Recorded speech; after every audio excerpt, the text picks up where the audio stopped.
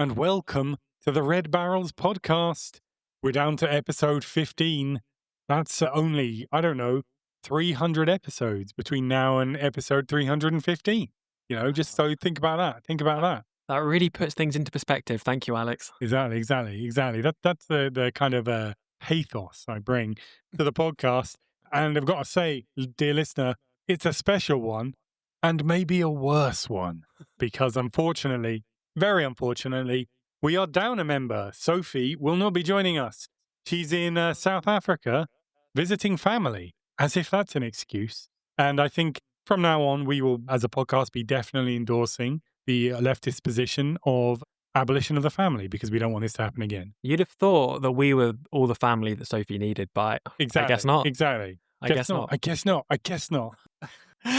As you've already heard, it isn't just going to be me because that would be unbearable.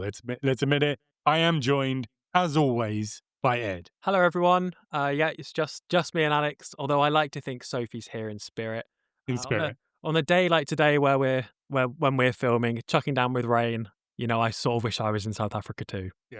Yeah. Although I guess it is winter in South Africa, so I take it back. The weather's probably even worse. I don't know, but maybe where we'll would we find wish out to be? I'm not sure. Maybe when Sofie comes back, if she comes back, let's be honest, we'll find out what the weather was like. Maybe it's worse. I don't know. She can give us a South Africa review. Yeah. Overall ideas on South Africa. You know what? I think it's probably a bad idea to start reviewing country in general. I think we should probably not do that. Yeah, good point. But speaking of reviewing things, that's a segue, baby. We are going to be talking about games. And in large part, because Sofie's not here, when the cat's away, the mice will play. It's basically a full Nintendo episode. Both of our games today are going to be Nintendo games. It's Nintendo, baby. And they're both Nintendogs, right, Alex? I mean, in like the way one might say, refer to one's friends as your dogs. Yeah. They are Nintendogs, yes. Okay. But before we get started, Ed has exciting gaming news from his own life. From my own life. I have acquired, dear listener, a new means of playing video games. Wow. I'm going to show Alex right now this new means. I don't know. This is news to me. I don't know what it is. Is that a PlayStation Vita? It's a PlayStation Vita, baby. Yeah. I remembered that I owned a PSP. I went back home to my family home, went looking for the PSP, and then I remembered also that my brother had used to own a PlayStation Vita, and I spoke to him about that and asked when he got rid of it. Turns out he'd never gotten rid of it. Wow. It was in a box in his bedroom somewhere, and he let me take it. So shout out to my brother. So yeah, I've got this bad boy, and I've fully legally and everything homebrewed it, which means you're able to play any PlayStation 1, PSP, or PS Vita game straight from the Vita. Obviously, I would only play games that I've bought legally, but it's a useful way of accessing those many games that I've bought legally. So it's quite a fun little device, and it's got two thumbsticks on, which two thumbsticks. Wow, very different from Wave the future. I'll bring up in my review later that some games could benefit from having two thumbsticks. So that's a little spoiler for you. So yeah, I'm very excited about the PS Vita. So there's that, but I also have a surprise second gaming device that I've purchased. This I didn't buy that one. Obviously, I got given it. This one I purchased. Oh, it's a Steam Deck. It's a Steam Deck, guys. I've bought myself a Steam Deck exclusively to play Silksong on. That's not true. But yeah, I finally. You probably could have found another device that could play Steam. I think impossible. Like probably like an old Nokia 3210 will play Steam Deck Silksong. So probably need to go that far. But I and the listeners, thank you for your dedication to not just this podcast, but gaming as a whole. Well, that's okay. I've finally given in, because I've got such a big Steam library. But this place where I'm sitting right now is also where I sit when I'm working all day. And it's also where I sit to play computer games on Steam, PC games. Yeah. And I've just really not been feeling it. Like logging off from my work, putting the laptop for work to one side and sitting in the same place and booting up Steam games. I can't be bothered. I want to be playing games on the sofa, to be honest. And the Steam Deck's finally allowing me to live my dreams and buy games on Steam for 79p and play them without having to sit at my desk. Live the dream. I'm very excited about it. I've only had it for less than a week now, so I'll let you know how it goes. But Well, so far, so congratulations. good. It's a Congratulations. Steam Yes, Deck. I also, I'm a console guy, and I just fundamentally don't enjoy playing games at my desk. Yeah. When there's a big game that's just got to come out and it isn't available on console or anything, I will. I'll bite the bullet. Back when Disco Elysium came out, I played that on PC. Things like that. Although I could have held out, that did come out on all the consoles and everything eventually. But yeah, so I personally, I've been considering getting a Steam Deck, though the rumors are that there's going to be a new Steam Deck maybe this year, although we're getting quite far through the year, so probably not, or more likely next year. So I might get that. Although mainly I'm thinking of using it to emulate games. Yeah, that's what I was thinking too. And Mm. also, as you've noticed from the reviews I've done for this show, most of the games that I play have not come out in the last 2 or 3 years, including the game that I'll be playing today. So, Mm. yeah, I think if there's a new one out, the functionality that I want will still be like viable in the one that I bought. So I'm not too worried about that. Yeah, And yeah. you get into the cycle too. I've had the same with VR, where you're always just thinking, well, I could buy it now. But probably in a year there'll be another one that's better, and then a year goes by, and if you don't buy it in the first few months, then again you're there. If you Google should I buy it, it'll be like, oh, you could buy the Quest 3, but actually the rumors are that the Quest 4 will be out by 2026, and it's like, okay, so when if you don't buy something within 3 months, the rumors for the next one will already be out. So Yeah, yeah. I've gone ahead with this one. It's an OLED one, so it's the slightly improved Oh version. yeah, those are nice. Those are nice. Yeah. Only came out like last year, so I feel like it's relatively early in its little cycle. But yeah, there No, could be no. another one by the end of 2026, possibly. It's sort of the rumor at the moment. Yeah, I endorse your decision. Well done. Thank you. As a Marxist, I'm glad that you have indulged in consumer spending. Thanks so much. Congratulations for that. But with that news, I think we should get into the games. Ooh, And first up, it is going to be Ed again. yeah. Tell us what incredibly old and decrepit game he's been playing. Well, you might think that I've been playing an old game, but actually, this game came out this century, so it's pretty hot off the press. I've been So playing. I don't know if that's true because the century technically started in 2001. Okay, then it didn't. Or, in another sense, I did, because I've been playing The Legend of Zelda Majora's Mask, an action adventure game from the year 2000 from Nintendo, although I've been playing the 3DS remake from 2015. So there we go. So there you go. That's right. Within the That's last right. decade, pretty much. I don't know what month it came out, but it's pretty new. Obviously, it was originally released on the Nintendo 64, and I don't have one of those, so I've gone with a 3DS remake. And I will be talking a little bit later about whether I think that was a good idea or not in hindsight, although maybe you can Ooh, get from my tone what I think about that. wow. So I'll give you some context. I have played every Zelda game that was released prior to Majora's Mask.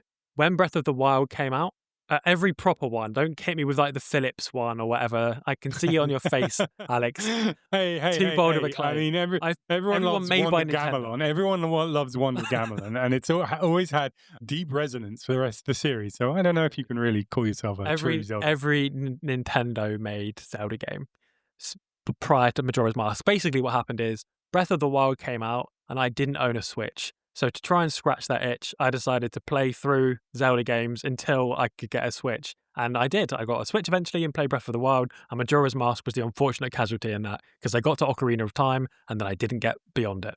I like Zelda. Zelda's good. I really liked Breath of the Wild. I thought that's my favorite one, I Yeah. think. But I do have some difficulties which I've had with quite a few of the games, and it's also true here. So I'll get to that in a minute.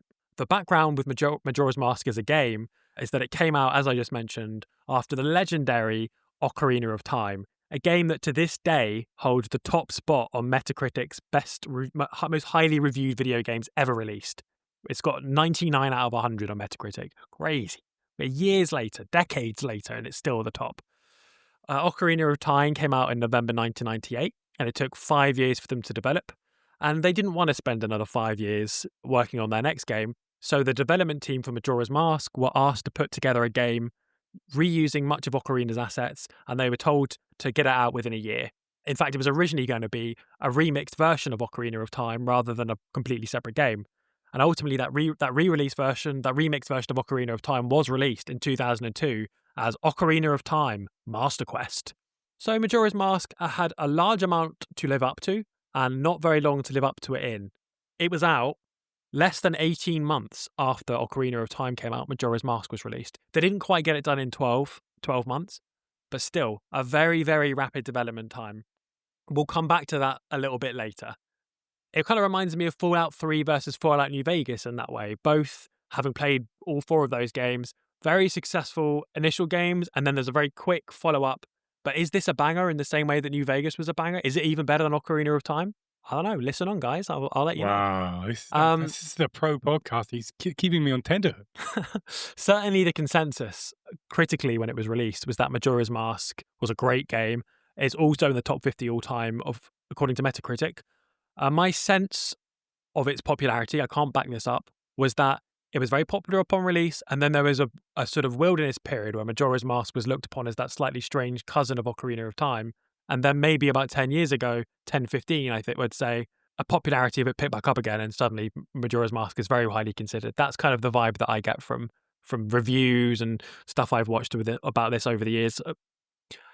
Well, I think what actually happened with that more is that because it came out right at the end of the N64, Yeah. I think the PS2 was like coming out like very soon after the Dreamcast was already out, and so not that, and it, it was obviously not like a true sequel to Ocarina of Time in sense of, you know, oh, it's the next step forward. It's kind of like a side, and so a lot of people didn't really play it as much. Also, I So I would add to that point, mm, it required the N64 RAM expansion pack thing in order yeah, to yeah, play. yeah, So that would it have did, yeah. not that many people would have even been able to play it when it first came Mm, out. Although it was only a couple of years later that it was re-released on the GameCube. So yeah. I guess at that stage you would have had more of a chance to like embed into the culture. Yeah, yeah, but it often for a long time, it had a kind of, as I'm sure you're about to get into, it's a bit darker than Ocarina of Time, and it kind of got a reputation as being like the edgy, or kind of like the hipster Zelda. Actually, the one you not played, the dark one, that's the one I like, man. Yeah, maybe you plebeians can play Ocarina of Time. I'm a Majora's Mask man. I'm so cool and edgy. Yeah. Are Well, you cool and you've edgy, brought me Ed? straight on to my first point here, Alex, because I think for a lot of us, when we think about Majora's Mask, what is it as like other than just being a regular Zelda game? What sets it apart? There's no denying that the vibe of the game is very distinct, very memorable. Mm, mm, There's something, as you've just touched on, inherently sort of unsettling and sort of slightly forlorn about the vibe of the game. And I would say just right off the bat, to put my cards on the table, this is my favorite thing about this whole game. Is how mhm, distinct it feels, how vibey it is. It creates this atmosphere through a whole bunch of its systems and mechanics, I would say. Even the very opening of the game, it's got Link searching for his friend Navi from the previous game, who's lost. He's alone in the woods and he's attacked by Skull Kid, a character that looks a bit like a living scarecrow, a kind of creepy looking guy. And Skull Kid steals his horse Epona, steals the Ocarina of Time, and curses Link and turns him into a Deku scrub, a kind of living plant. You've not done anything in the game yet, and already we've seen our sort of forlorn, like lonely hero from the first game losing some of his most important things and being turned into a fucking living plant. Like it really sets the tone right at the start of how sort of strange and mm, sort of warped this game's going to feel, and that carries through for the whole game. And two of the ways that it carries through are in new gameplay additions to the sort of formula versus Ocarina of Time. The first gameplay addition that really adds onto this is the mask element. Still during the opening scene, like I said, still during this opening scene, Link encounters a traveling mask salesman who breaks the curse put on you by the Skull Kid and explains to you that the Skull Kid has been corrupted and taken advantage by the mask the Skull Kid was wearing, the eponymous Majora's Mask. And in breaking that curse, the salesman gives you a Deku scrub mask so that whenever you want, you can transform back into the little plant guy that you were before. So you can go back and forth between being a sort of human Link and being the Deku scrub Link. And that lets you use the Deku scrub abilities whenever you want. So that's kind of how unlocking new abilities works in this game. You find a mask and you put it on and it transforms your entire body into this other character. So, for example, the Deku Scrub lets you use flowers that exist in the game to propel yourself up into the air, and then you can sort of almost like helicopter your way short distances, or glide short distances. For those that have played it, think like Rayman and how he uses his hair. It's that kind of Oh, vibe. yeah. And as you go through the game, you unlock a whole range of abilities. For example, there's one that lets you be really strong, which lets you lift up certain things you need to lift. And there's one that lets you go underwater and swim proper distances and stuff like that. But I've played a lot of video games. I don't know about you, Alex. Perhaps you have too. One or two. And a lot of them have ways of unlocking new abilities as you go through the game. But few of them have had such an unsettling system as the mask. Every time you put on a mask, Link screams like he's in physical pain and full of existential dread, and he's physically warped into this other being. It's just deeply unsettling. And how you obtain the masks is unsettling too. I mentioned the Deku Scrub one, and it sort of appears to be as a result of this curse at the start, which is weird by itself. But another one later on is the one that lets you swim. And to get that one, you see there's a character who dies in front of you, and then you take the mask from them. Like the mask is sort of a continuation of them in some way. Like you are that particular person that dies in front of you. It's very creepy. Like you're not just taking on their appearance. There's a sense in which you're sort of embodying that character, and then for all the other people in that area think you are just that character, but you're not.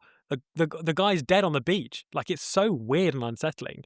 And to return back to the Deku Scrub one, you meet a Deku character later in the game who has recently lost their son, and they say that you remind them of their son, and playing games with you is like playing games with their son. And there's just this sort of quite strong implication that the Deku mask you've got might be his dead son. And so that's a common fan theory that that's the case. So that's just this core thing that you experience without thinking about it in other games of gaining new abilities has been sort of stripped off, cut off, and turned into this mechanic for like making you feel so weird. It's so unsettling. It's so creepy. They're not all as strange as that. There are 24 masks in the game. Some of them are obtained quite straightforwardly. But these two are some of the main ones required to beat the game. You don't need to get all of them. I don't know how many you need to get, half a dozen or something like that. So every player will have these two masks, and every player will at least directly see that one character die, and then you take his mask. So yeah, that core mechanic adds this creepiness to the game all the way through. The other major gameplay addition to Majora's Mask versus Ocarina of Time is the sort of time travel element. Of course, you time travel in many other Zelda games, including Ocarina of Time, but it's never been such a core part of the gameplay loop as here. In Majora's Mask, as you look overhead, wherever you are on the outside world, you see that the moon is about to collide with Termina, which is the setting of the game. Actually, as an aside, speaking of that, even the name Termina brings to mind the word terminal, terminal illness, etc. Like, as opposed to Hyrule, the setting of I think at least nearly every other Zelda game. Almost. Hyrule, which springs to mind like a typical fantasy setting. It's so much more positive, even down to the name of the game. They're going for this creepiness. Anyway, as I say, you look up, you see the moon bearing down on Termina, and also I should add, not just the regular moon. This moon's got a face. It's got this creepy, sinister face with sunken yellow eyes, a massive sort of humanoid teeth, which sort of it holds in this sort of grin or grimace. It's hard to explain it. It looks almost like it's happy to be on a collision course with Termina, which is what it is. It's going to collide with Termina, and as the game goes on, as the game goes on, the moon gets bigger and bigger and bigger in the sky until after 3 days have passed, it collides with Termina and kills you all. Everyone dies 3 days after the game starts, and that's not ideal. So there's this physical reminder, and a visually creepy physical reminder of your own impending doom hovering over you for the entire game. And you just sort of have to exist in this world where death lingers over you. A blatant reminder. You see the townsfolk preparing for their upcoming festival, and there it is, right behind them, their death bearing down on them. And, you could say that works quite well as an analogy for any sort of impending doom situation, whether that's nuclear war, which again I will touch on a little bit later, or for the climate crisis, you might say, if you're playing this game now, that's the one that it feels like it pertains to the most. Yeah, it's creepy. So you might be thinking, if you've not played this game, if you die after 3 days, how do you continue? Well, it's the time travel, silly Billy. The core gameplay loop revolves around resetting the 3-day loop, traveling back in time to the start of the 3 days, so you've got time to complete your quest, which is freeing the Guardians of Termina, who can then halt the moon. So you're constantly traveling in time. This adds another unsettling element to the game, which unsettling element. You've got the moon bearing down on you, you've got the creepy masks, but the constant resetting of time means that you come across lots of people as you're wandering through Termina, and you help them with their side quests, you get to know them, you fix their situations, and then what do? You reset time. So all the side quests that you do in this whole game didn't happen in canon. They did not happen. You helped all those people and it got undone. And there's this, for me, there was this real sense of the sort of impermanence of everything that I was doing, because everything that I was doing is going to get undone. And I know that. Like, I'm helping this person, I'm saving them from being attacked on a farm or whatever, but only this time. Not next time. I'm not going to come back and do this every cycle, am I? And so it's a bit like, I mean, the obvious parallel would be like Groundhog Day. You know, he's living those days over and over again, and it just takes on this feeling that almost the days aren't even really real anymore. What does it matter if you're going to do this day again and again and again? And that's sort of what the game had me thinking about, especially when it came to the side quest. The sort of, there's this impermanence to everything that you're doing. So all of these elements, the game introduction. Just a side quest to that, like, just for the listener, if they've not played the game, you get a thing at the end of the side quest. You get like some item, and you permanently keep the item. So that is why there's a reason to do the side quest at all in the first place. And that adds to it too. Thank you for bringing that up, because but all the character stuff that all gets reset. Yeah, so that adds a strange feeling to it for me as well. Like, you get to keep the reward, but they don't get to keep the benefits. Like that, yeah, that's a good point. Like, that adds a strange dynamic to you doing the side quest. You're helping people, but you're doing it for yourself in a very clear way. I keep going on these points of things that make the game sort of strange and different from Ocarina of Time. The villain of the game is another element. It's way more complicated than almost every other Zelda game, and there's a sort of sadness to that as well. I mean, Ocarina of Time obviously has its forlorn elements too. So I guess spoiler alert for Ocarina of Time, but you know, there's the death of the Great Deku Tree at the start of the game, or there's that very iconic bit where you travel to the future for the first time, and you're there in the completely ruined city that you had just been back in the past, and it was so full of life and people dancing, and now it's this sort of empty husk. So it's not like this is a complete departure for the series, but ultimately that game is a relatively straightforward hero story. It tells an unambiguous good conquering over an unambiguous bad. The antagonist of Majora's Mask, Skull Kid, isn't really even the main evil of the game. The Majora's Mask itself, more than the person wearing it, is what's corrupted him. We learn as the game goes on that the Skull Kid used to be friends with the Guardians of Termina, the people that you're going to free to save the day. But he felt he was abandoned by them, and he feels betrayed by his former friends. He started acting out as a result of that and being sort of mischievous, and he ultimately robbed the traveling mask salesman, and that's how he got the Majora's Mask. And it was only upon acquiring the Majora's Mask that he starts acting in this like a truly like apocalyptic, like proper evil, rather than just being a bit of a dick kind of way. And at the end of the game, again, a bit of a spoiler for a few seconds here for the end, you manage to save him, you manage to redeem him, you remove the mask from him, and there's this sense that maybe he'll be okay. Maybe the Skull Kid, who's been the main antagonist, will be okay in the long run, and you've sort of saved him. So that completely changes the feeling. There's no sense that you're going to redeem Ganon, is there? Like, he's the villain to be killed. Like, that's what needs to happen. In this, it's just, yeah, there's nuance of the situation. You feel bad for the kid. And I think there's clearly a parallel between Link and the Skull Kid. You're a lonely little boy at the start of the game. You're out looking for your fairy friend, and you encounter this guy who's also a lonely kid. He's out hanging out with these fairies that he's made friends with recently too.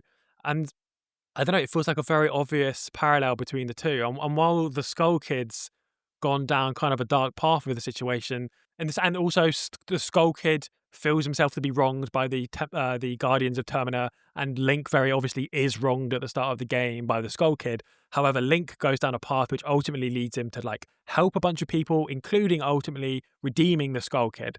So I think there's a clear theme in the game about the power of sort of forgiveness, but also the damage done by holding on to a grudge. Like the damage Mhm. done is basically what Skull Kid is living out. And there's a lot of people who view Majora's Mask as being fundamentally about grieving or about trauma, and like it's all this kind of stuff that leads people to think that.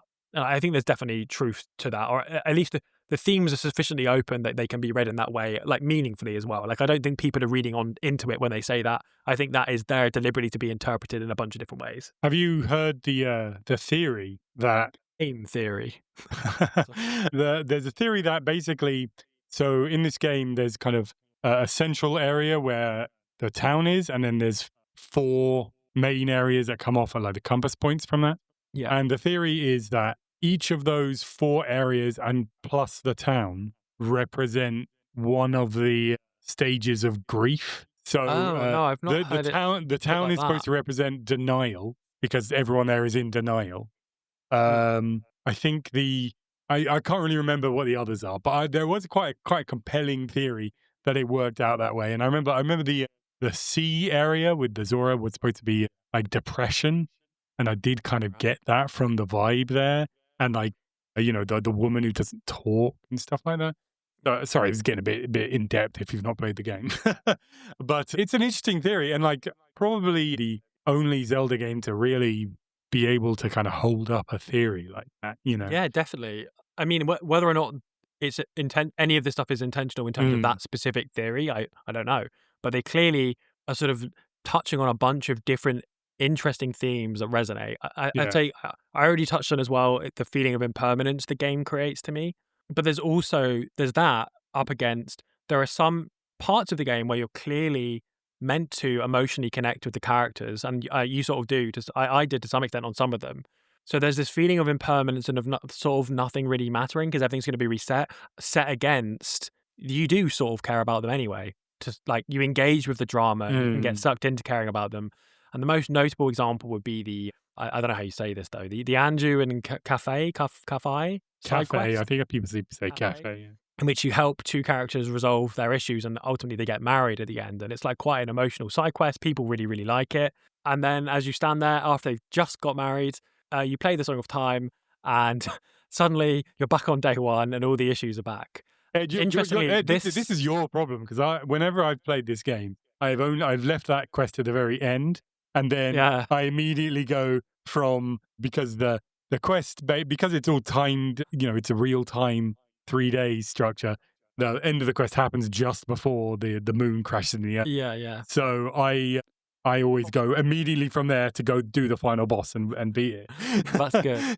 it. So Andrew and Cave, their love never dies. Thank God. Well, I take yours as the canon ending then. Interestingly, the side quest was added after the developers went to the wedding of a staff member at a time of heightened tension with North Korea. And there's a sort of, talk in the media that nuclear weapons might be used and all that kind of stuff. And so there's like a deliberate reflection on the feeling of like these beautiful, like daily, like life moments that happen in the face of, in front of an impending doom. So that's Yeah, why yeah. said I'd bring up nuclear weapons later. Oh This is wow. that occasion. So yeah. So the game does kind of capture that interesting sort of beauty that you can only see when you remember how fleeting things are. So like I think that's a definitely deliberate choice to put that kind of thing in the game. Mm, Uh, and I would also say there's a lot of media, at least a lot of American media. This is of course Japanese media, and I'm less well versed in that. But there was a lot of media that came out in the late 1990s and early noughties that capture this sort of feeling of shallowness in contemporary life, a disconnection from reality, a mm, kind of anxiety, I think, which kind of typifies in general the era of neoliberalism that we're living in, but especially that period, a period after a lot of manual work had been shipped out of the imperial yeah. core, where the The end of perceived history. The end of history. the end of history, exactly. The perceived threat of the Cold War is over. 9/11 hadn't hit yet. I'm thinking of things like American Beauty Yeah. or Fight Club, or even it partially explains the appeal of shows like The Sopranos, for example. Mm, I think the game can be understood or fits into that same kind of cultural moment, the same kind of groove. It's touching on the feeling of life being lived somewhat at the surface level, but underneath it, there's this sort of depth of sadness. There's a feeling of impermanence that reflects that period of hyperconsumption that the end of history era is somewhat known for. And yeah, I don't know if the same period is the same thing is true in Japanese culture at the time. I know that they were going through the first, at least, lost decade at that point. But there's clearly, I view this piece of art as being in that kind of lineage to some Yeah. extent. Even if not deliberately, I think it reflects the cultural moment that produced it, or at least I think that's plausible. Again, I don't know Japan well enough to be able to say that with any kind of Mm. authority. Speaking of things that I haven't fully worked out, I think that there is something there with the constant transformations that Link. Sorry, incidentally, this is the only Zelda game in which Zelda doesn't appear. But anyway, She's in a little flashback at the beginning. fair enough. Flashbacks only. But yes, there's something about And the she's not transformation. she's not in Link's Awakening. So I'm just saying you're a fake fan. You don't know what Isn't he's talking. she? Link's Awakening is like my second favorite one. I love Link's Yeah, Awakening yeah, but for she's not reasons in I'll get to it. later. Zelda's not in it. Well, fair enough. Fair enough. Fair enough. But anyway, what I haven't fully worked out is there's something about this transforming, this like you need to physically contort your entire physicality to work, to be able to physically move through the world.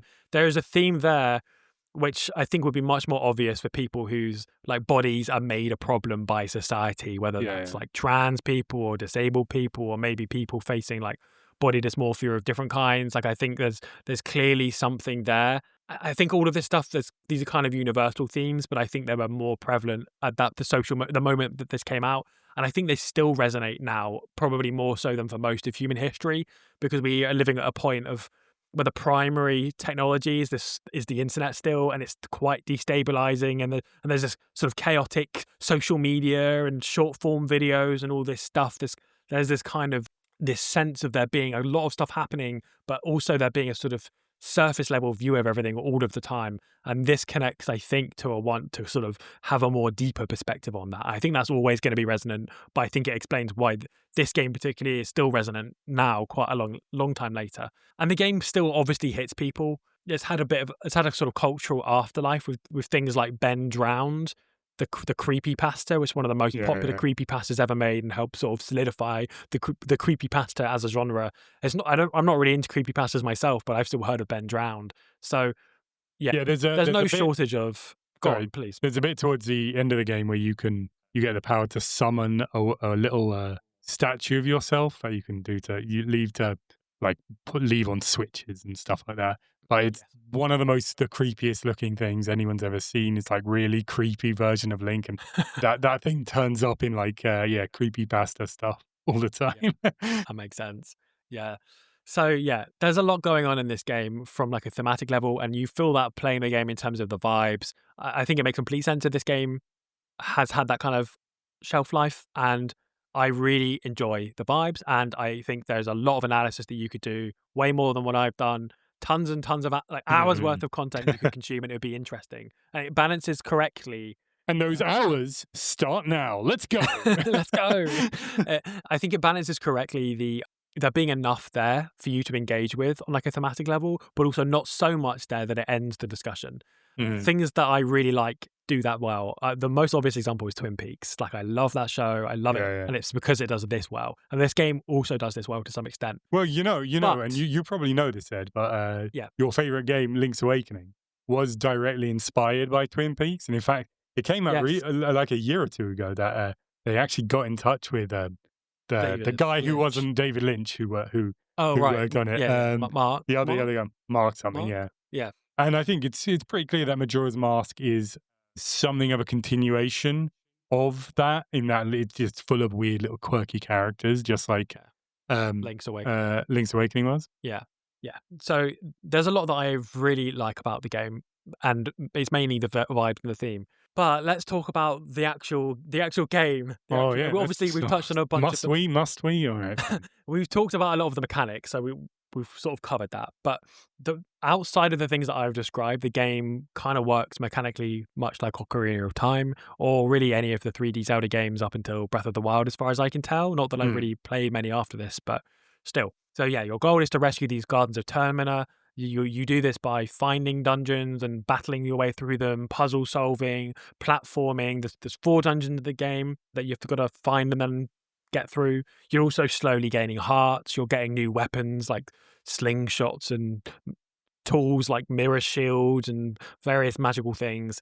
You know, you get like a different arrows that do having different have different elemental powers like fire arrow, ice arrow, light arrows. It's all that kind of stuff. Mm. Um, it's a solid core of gameplay loop, but I will level with you. I've played a lot of these Zelda games, like I said, and I have the same criticism of all of them, and it might be a me problem, but the problem is I get bored of them about halfway through because they are really long. These games, okay, on howlongtobeat.com or wherever it is, this game is meant to be 21 hours to do just the main story and 30 hours if you want to do the extra stuff too. But the thing is with this game, I can't always tell. I mean, sometimes you can, but you can't always tell what is the optional stuff. So I would say I was trying to play just the main story with a couple of side stuff in there that I was like found fun, but mainly the main story. But the game definitely took me at least 30 hours to beat. Like I wasn't recording this. It's not on Steam or something where it tells you afterwards, but it definitely took me at least 30 hours to beat. And I got really burnt out midway through playing this game.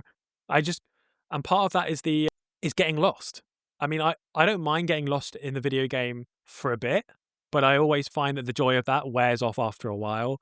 Sometime after the second temple, I definitely had my fill of feeling lost. And at that point in the game, I was kind of playing it for the sake of finishing it. Like it kind of became a chore that I was stubbornly working my way through it for the sake of doing it. So I'd already invested 15 hours at that stage, and I was sort of thinking, well, it's not that much longer to go, but another 15 hours is quite a long time.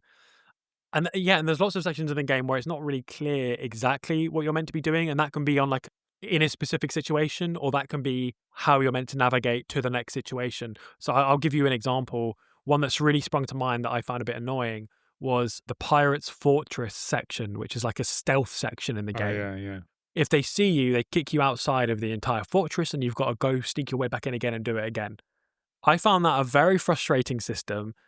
You're spending so much time learning enemy patterns and then like slowly waiting for the enemies to get to the right place where you can get through to the next section, and then rinse and repeat. You do that again and again and again until you get to the section you're stuck at. And then you've got to try a few different things a few different times to work out which is the correct route through the patterns, and you're going to get kicked out. So I just find myself getting kicked out again and again and again, and sort of tediously waiting for the enemy patterns like to align such that I can get through just to get back to where I'm stuck. And I just find it really boring. And then the real kicker was, unbeknownst to me, I'd spent ages doing it for what turned out not to be the actual route through the game. It turned out a bunch of this time I spent doing it, like nearly an hour possibly of gameplay, maybe not quite that much, but like 45 minutes of gameplay I'd spent, and it was all for a silver rupee. The whole gameplay section of 45 minutes I was like really getting annoyed about was not even necessary. So this is what I mean when I say, yeah, it's fine. It might be 21 hours, 22 hours if you can just play the main story, but you might accidentally spend 45 minutes getting a silver rupee. Like you won't know. You won't necessarily know what the right thing to do is. So it's that kind of stuff. I would have much rather avoided the rupee and saved myself 45 minutes. Like I find that quite frustrating. Yeah, Um, yeah. And yeah, it also works on like the macro level of what's the next location to go to as well. Like, yeah, the game does have a hint system, which I did appreciate, and it did point me in the right direction sometimes when I asked for it. And it's probably quite a good compromise to appeal to people like me who like being lost for a bit, but then would ultimately like to know after 20 minutes or half an hour or whatever, wandering around pointlessly. Okay, fine. I'm going to look up where I'm going to go on the hint system. It's a good mix for me and for people who actually just want to be lost the whole time and work it all out. You have to go and like find the hint each time. There's not like a little pop up saying, "Oh, you look stuck. Go here," like you get in some games now. So I think this was a good system for everyone, but it still wasn't always enough for me. For example, there was a point where the hint system was telling me I needed to go to Icona Graveyard, which was a place I hadn't yet discovered. But I had discovered a place called Icona Canyon. So it didn't take a genius to put two and two together and think, great, the graveyard's probably in the Icona Canyon. Sherlock Holmes here. Sherlock Holmes. Yes. Wrong. Icona Graveyard is not in Icona Canyon. Well, it's next to it. It's next to it. Yeah, it's near it. It's near it. But you sort of warp around this game. You teleport. So I teleported into Icona Canyon, which I'd already discovered, to find this place called Icona Graveyard. I explore this entire region, everything in this region. And because you don't know how the game works, you've not played it before, you like try a bunch of random shit. Like you try and shoot things and you solve little side quests. And I'm just desperate to find this graveyard to continue with the game. I explore everything that you can do in Icona Canyon, and it's not there. And yeah, as Alex says, it's next door, which it's fine that it's next door. It makes sense that it's next door, but it also would have made sense for it to be in the only place in the game that you've discovered with that name, Icona Canyon. And it makes sense that you would explore it. And it's just stuff like that that I ended up wasting, from my perspective, a whole bunch of time and just found quite frustrating. And yeah, in the last 5 to 10 hours of the game, I relented and I did use a guide for some of the end stuff because I just wasn't having fun anymore. So yeah, that's kind of an issue that I have with a lot of these games, and that's why I say as well, by the way, that Link's Awakening is one of my favorite ones. Link's Awakening is about a 15-hour experience. I think that's how long that this kind of game can be for me. I play Link's Awakening and I've had a satisfactory Zelda experience for 15 hours. If I played Link's Awakening and immediately had to replay it, I'd be begrudging it the second time through. And that's what playing these like 30-hour Zelda games makes me feel like. I'm not quite sure there's... We've talked also before in this show about Assassin's Creed being 80 hours long or whatever, and how really it probably works better when it's about 20 to 25 hours long. There's about 20 to 25 hours worth of stuff to do. It's the same here. There's probably about 15 hours worth of stuff that keeps my attention. Obviously, your mileage may vary, and yet the game decides to go for 30 hours. So that was kind of a problem for me. But it might be a problem with me. I would accept that other people don't have that experience, but I can't not bring that up. That was clearly, if you were watching me playing it, if you watched me play it for the last 10 hours or so, and then you see me here like singing its praises about how the themes were super great, but my actual experience of the last 10 hours was constant frustration.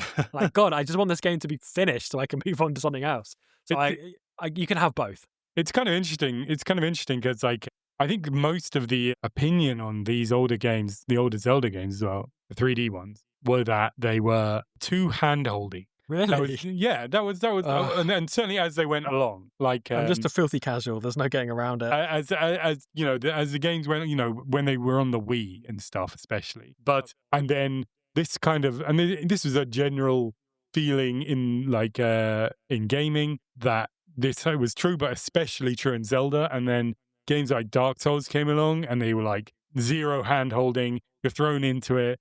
You're just blundering through a hostile world. Well, it's funny you should say that, Alex, because I'm actually playing Dark Souls right now. Oh. So I'll give you my view on that in a future episode. But please finish your sentence. But and then Breath of the Wild came out, and that was obviously inspired by Dark Souls and similar games, and that has very little hand holding, and it's also got this huge world you can just wander around in. And I just find it interesting because I think you kind of grasp on something, which is those games like Majora's Mask, the older Ocarina games, those games became more hand-holdy because I think there's like ultimately this is a game that's from quarter of a century ago, right? Yeah.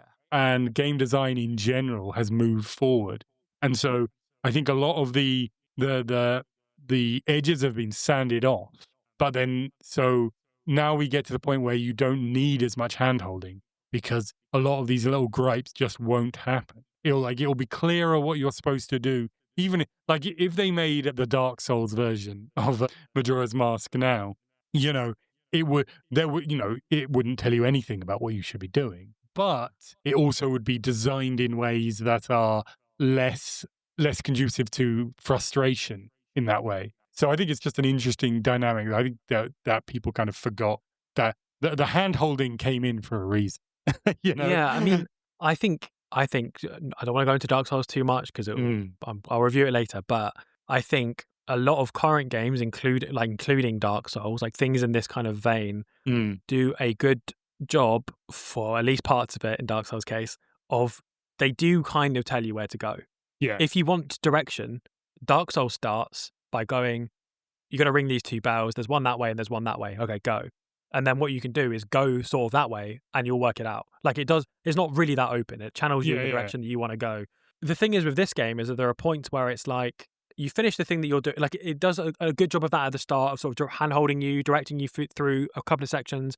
And then it's sort of like, okay, now find the next section. It's like, okay, well, where is it? And like, it's not necessarily the place that you would go. Like there's points, for example, where you've got to randomly go to a horse farm and that's what you got to do. You got to go to the stables. Why? Because, well, there's a fence in the way of where you actually want to go. So you should have worked out that you should have gone and got a horse. Idiot. Like, do you know what I mean? It's stuff like that. Like if there was a specific area that like with the Kana Canyon, I was happy to explore it because I thought that's what the thing was going to be. But if when you've got all of Termina to choose from, and somewhere in there somewhere is the next thing you need to do, that's where it Mm, gets a bit frustrating for me. I don't want to waste all my time deeply exploring a given area, only for it to turn out, oh, I should have been in a different area. It would have all been obvious. But there's mm, so many areas to choose from. Whereas Dark Souls, again, at least for the first half of the game, it mm. channels you. It does sort of tell you where to go without telling you where to go, and that's what I think they've. Another thing that they've sort of improved, in my opinion, straightforwardly improved about game design in the last few decades, is Yeah, they're yeah. much better at telling you what to do without telling you what to do. Yeah, I'd agree. Anyway, we've been going on for a little while here, so let me try and get Sure. to the end. I want to. I want to bring up the other thing, which is that I'm not sure I would recommend playing this on the 3DS. Mm. I can't directly compare the two because I know that there are quality of life changes between the 3DS version and the original. I've only played this one. I've looked up the quality of life changes are. They seem relatively minor. I know that there are some boss changes though, which might make the 3DS bosses different. I'm not sure if they're easier, but they're different.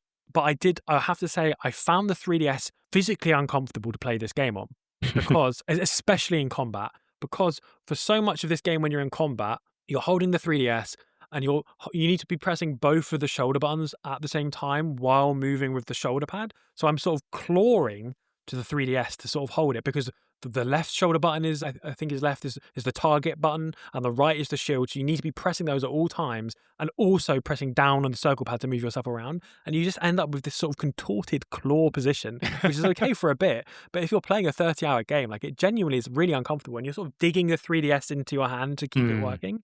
And you can't really play it on a flat surface like pressing the buttons from the top because again you're holding the shoulder pad, you just shunt the 3DS off the table or whatever if you do that. And I just found it really uncomfortable. It'd be literally painful on my fingers to hold that position for that long. So I would really recommend. I played Ocarina of Time on the Wii Virtual Store with the Wii Pro controller. Playing these games with a controller is a lot more comfortable than playing on the 3DS, is what I will say. So if you've got the option of both, I would definitely go for one with a controller. Yeah, I kind of just stopped playing back in the day when 3DS was still, games coming out for it and stuff. I kind of just stopped playing it after a while because I found it so uncomfortable to hold. But I will say that I'm fairly sure that you can make it so that you only the targeting you can just toggle it, so you only have to press it once, so you don't have to hold it down. Oh, why didn't you tell me this I'm before? sorry. And also, I think if you No, play, I heard that you could do that. I know there's definitely stuff like that that you could do on the N64 version that then you couldn't do on the 3DS version. oh, I think maybe for maybe example, I'm that's the not sure if case. it's that I've not one. I'm played the not sure if it's 3DS that one. version. I've not played the 3DS version, but you certainly can on the original N64. There's a Toggle it. mask character that you play where one of his mechanics is you roll about. On Mm. the 3DS version, you have to hold the roll button the entire time, but I've read online that on the N64 version, it's just a toggle. So I don't know why they would take that out. That's It's just weird. another That's thing weird. you've Maybe got to it be is. constantly holding. But also, I think you've been playing too much Dark Souls because you're not really supposed to hold the shield up all the time. No, I know, but I don't really do that in Dark Souls too much. I don't really Yeah. have a shield build, but you need to be able to use it. That's true. Certainly in That's true. some That's true. fights, Yeah, yeah. you know, you rebuck it with a shield. Another couple of also let me just point out as well on the 3DS, there are certain elements where they just I know most of us don't play with the 3D on the 3DS. I certainly don't. But there are some elements of this game which you just physically couldn't play it with the 3D on because you have for some parts of it you have to actually physically move the 3DS to where you want to be looking on the screen for certain aiming things, and that just would not work with the 3D on because there's such a small range of movement that you can do where the 3D effect works. And I just think it's kind of funny. Like I don't know, I just found that entertaining. The selling point of that console being 3D is so like paper thin. Like no one used it for that. And even one of their big flagship games, because this is like a Nintendo first Mm. party game, even that gives up on actually being able to use 3D for a lot of the game. I Let me just hit. Sorry, go Sorry. on. I have heard that like on the 3DS there, yeah, as you said, they for some reason they just change all the bosses. There's no real clear reason why they did that, but they just remake all the bosses to be played quite differently. And I know that the general consensus is that they're worse. Mm. I think there is actually like a fan patch, or I don't know if it's they finished it, but they're working on it to like restore the original bosses. So if you have a like jailbroken homebrewed 3DS, you might want to give that a try. Yeah, I haven't actually homebrewed my 3DS, but It's quite easy. maybe. Yeah, I've heard about it when I was looking up the Vita. Mm.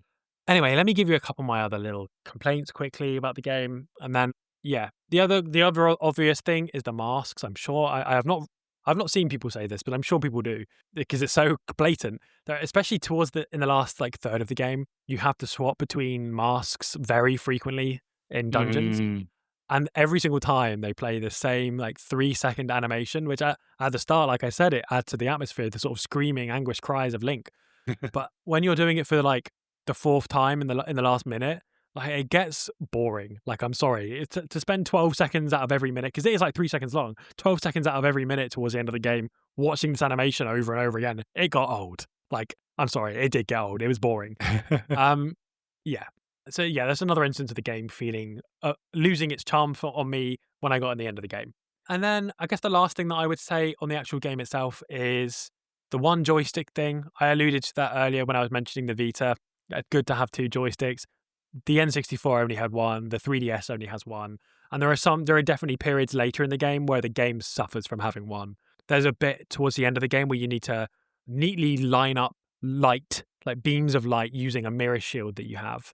And I just found it so difficult to correctly position myself because Mhm. I've only got the one stick, which moves myself, but it's hard to rotate, therefore, which you do need to do.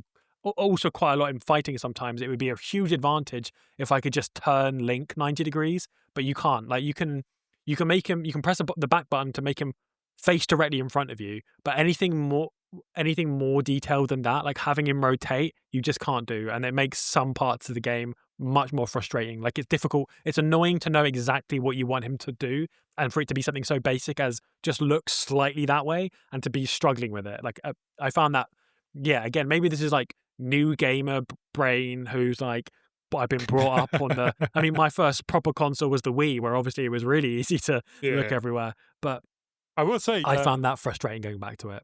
if you play the 3DS remake on the quote unquote new 3DS version that they put out, With the it second has it has a little nub that, and you can use that as in that game, you can use it as a second stick basically to look Well, around. maybe I would recommend that then. That Yeah. does sound like an improvement. Obviously, without playing that as well. To be clear as well, I've got 3DS XL, so I think possibly my little painful thing might have been even worse on the smaller form of the Yeah. original 3DS. I don't know. And then, yeah, that's more or less what I've got to say. I will say one more thing. I mentioned that the game took less than 18 months to come out, and there was famously an incredible amount of crunch required Mm. to complete this game. Nintendo imposed a very harsh deadline. And in fact, the developers have managed to sneak complaints about the crunch into the game itself. For example, there's a carpenter who says, "Damn, guess I'm staying up again tonight. I wonder if it'll be ready in time," about a project that the carpenter's working on. And Mm. the game's script writer, Michiro Takano, sorry if I'm saying that wrong, confirmed in multiple interviews and also multiple other quotes were directly about their experience of crunch. So yeah, in fact, there's a mask salesman who says a line that I've seen quoted a few times, which is, "You've met with a terrible fate," and that is about the developers and the crunch that they had to experience to get through this game. Yeah. So we don't like crunch here at the Red Barrows podcast. That's not No, shit. no. And it's interesting to see it actually acknowledged in the game. So yeah, I mean, I can't really summarize my feelings on the game because I think the vibe is so lovely. It's so distinct. It's so unsettling. It's so creepy. It's so melancholic. And it's quite a beautiful game from that point of view. But also, I did find the actual experience of the game frustrating in the last half just because I felt like there was about 15 hours worth of enjoyment I could get out of the game. So would I recommend it? Like, yeah, I guess I would recommend it because you don't have to be as stubborn as me, right? If you play 15 hours of this game and you get bored, then stop playing it. It's a me problem for so like ardently sticking to it. But I also tons of people seem to have, played the full 30 and loved it all the way through. So I don't know, Alex. You appear to have played this game. Is that right? What Yeah, did you yeah. get? Did you like it? Did you get frustrated? I was a big old Nintendo boy back in the day, and I was obsessed with Ocarina of Time. Like anyone who knew me at the time would knew that's like all I talked and thought about for a very long time. And Majora's Mask, I was, as I said, it was obviously a side thing, so I was less excited about that. But I was still up for playing it, and I did really love it. I was under the opinion that it's not quite as good as Ocarina of Time. I think the kind of bread and butter of it. There's only 4 dungeons as opposed to something like 8, I think, in Ocarina of Time.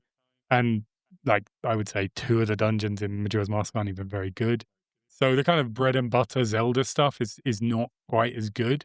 But yeah, the vibe, the characters, the story, the 3-day thing, all that stuff, I really love it. So it's a great game. I Yeah, I mean, you can tell in the certain elements that they've been rushed yeah. or that they've got to, like that they're reusing assets. Yeah, I mean, And the there's a way lot the of assets reusing they of the use. assets, like, there's a way in which that's quite effective because, like, especially with such an iconic game as Ocarina of Time, as I say, I've played, you've obviously played. Mm. There is a feeling of it being like it's almost like the reanimated corpse of Ocarina of Time is there sometimes. You've even got the ocarina. So to me, that adds to the sort of creepiness of it, of like the things that we've originally seen in this sort of like classic fantasy setting of Ocarina, now seeing it in Majora's Mask, in this weird, like slightly surreal setting. I think that definitely adds to it for me. But yes, you can tell that they've cut corners in some respects.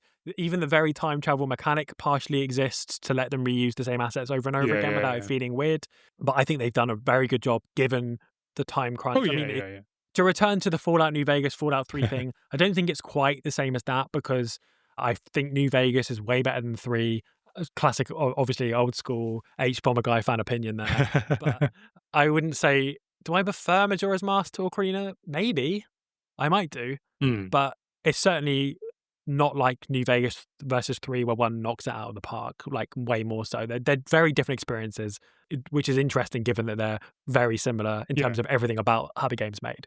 Yeah, I mean, So I that's my was sort of I was conclusion of the game. I would say to listeners that, like, if you haven't played either of these games, like, Ocarina of Time is, like, a very kind of fairly straightforward. I mean, it's great, but it's like a hero's journey, goes on a quest, saves the princess, defeats the great evil.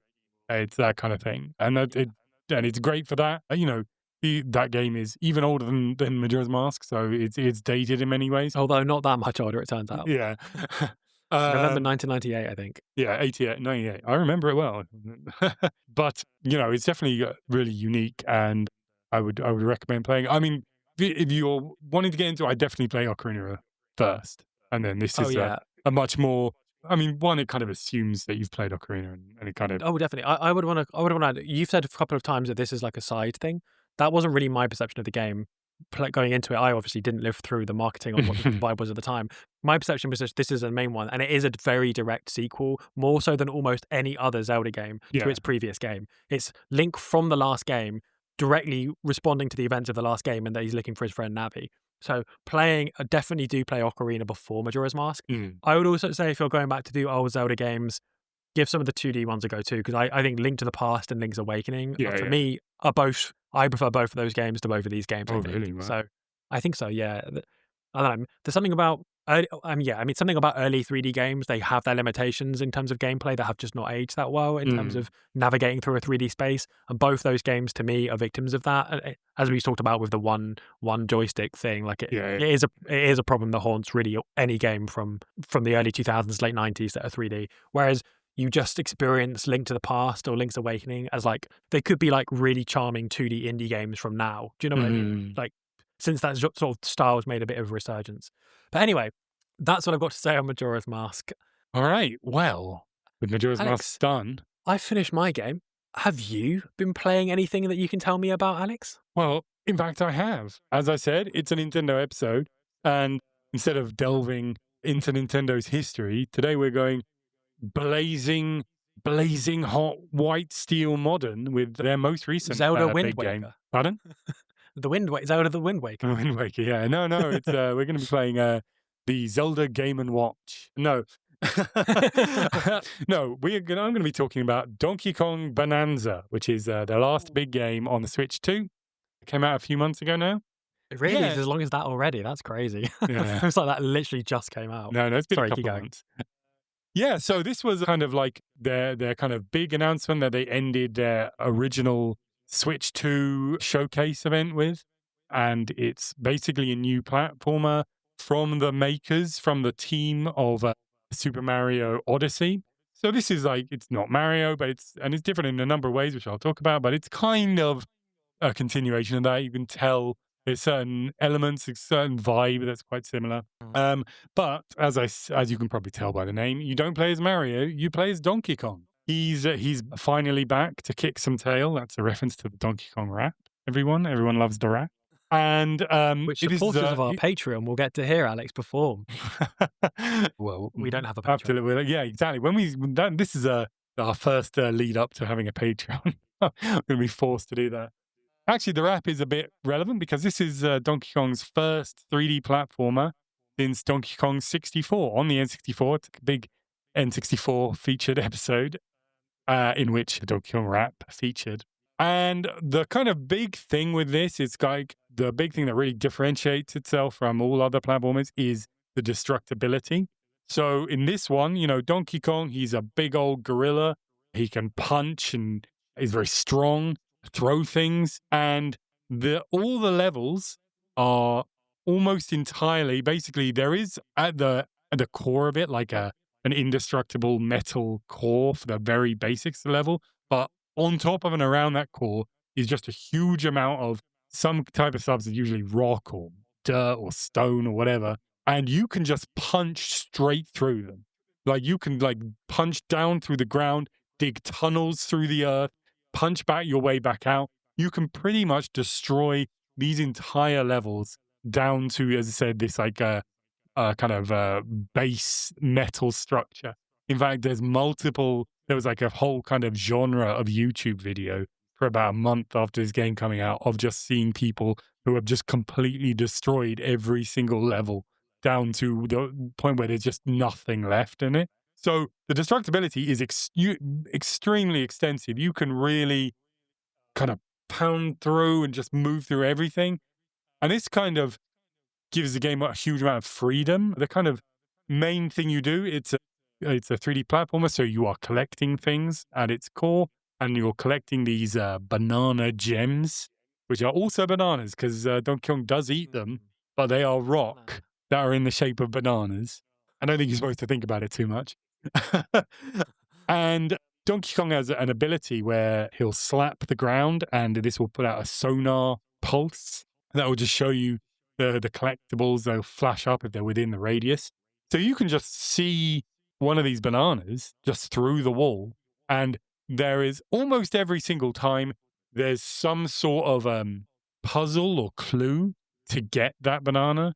Like, even if it's just like, oh, there's a weird hump in the ground and it will be under that hump or something like that. Even if it's just that basic. But also, you could ignore that, just do the sonar thing, see it flashing through the wall, and just dig a hole straight through the ground to get it and just pick it up, ignoring everything else that's around it. And well, it's an interesting thing because you kind of stop doing that quite quick because it's kind of frankly a bit boring to just splat the ground and just see what's around.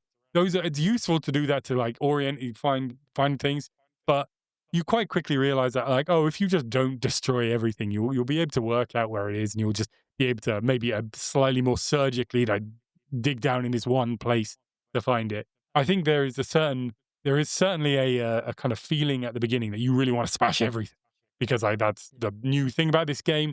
And I think there's a certain person who has kind of an OCD that they want to just like clear the entire level out, which is where the appeal of watching these YouTube videos comes from.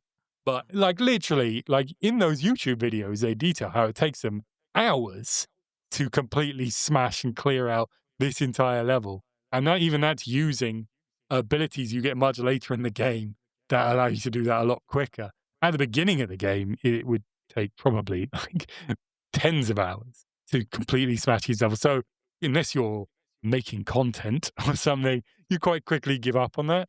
But it still just means that like it feels incredibly freeing and like it's so incredibly fun and tactile to smash your way through these things, as well as like these gems. You can also just gather gold in the level. You beat an enemy, gold comes out of it. You get gold. You can then buy things with the gold later on. What sort of things are you buying with the gold? Well, there's various upgrade paths, so you can get costumes for Donkey Kong and things like that. There are a few points in the game where basically to proceed, you have to give them a bunch of money.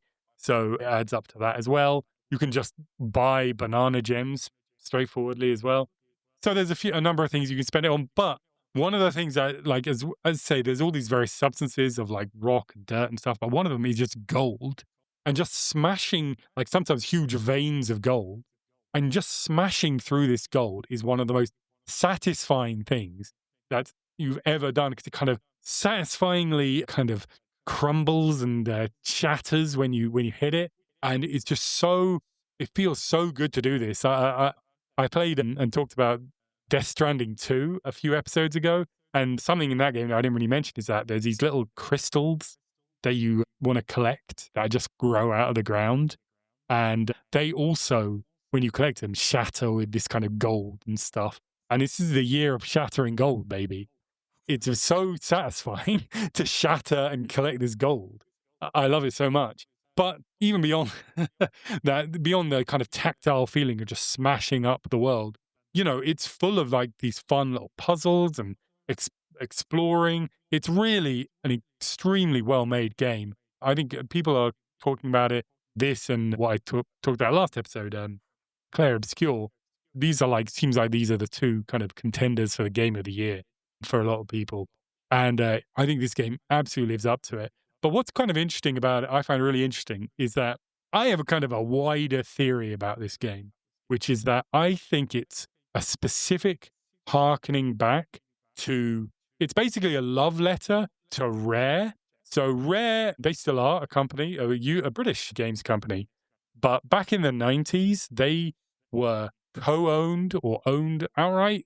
The exact ownership of how this all worked, I'm not clear on, but they were sort of owned by Nintendo, and they worked basically as Nintendo's B team. Nintendo would make, their Zeldas, their Marios for the console, but they took ages to make those games. So in between, Rare just put out all these games, and a lot of them were 3D platformers. And ultimately they got bought by Microsoft in one of their early acquisitions, gaming acquisitions in the early 2000s. So this was very much a truncated, it's a very specific period of time where Nintendo and Rare were working together, and they made these 3D platforms. And they got known for making these platformers that were very charming and had these huge worlds you could explore. But they were also what were called collectathons, where you just had to amass huge amounts of these collectibles. And this got worse and worse in these games until the apex of Donkey Kong 64, which is the most egregious collectathon possibly ever. There is just a huge number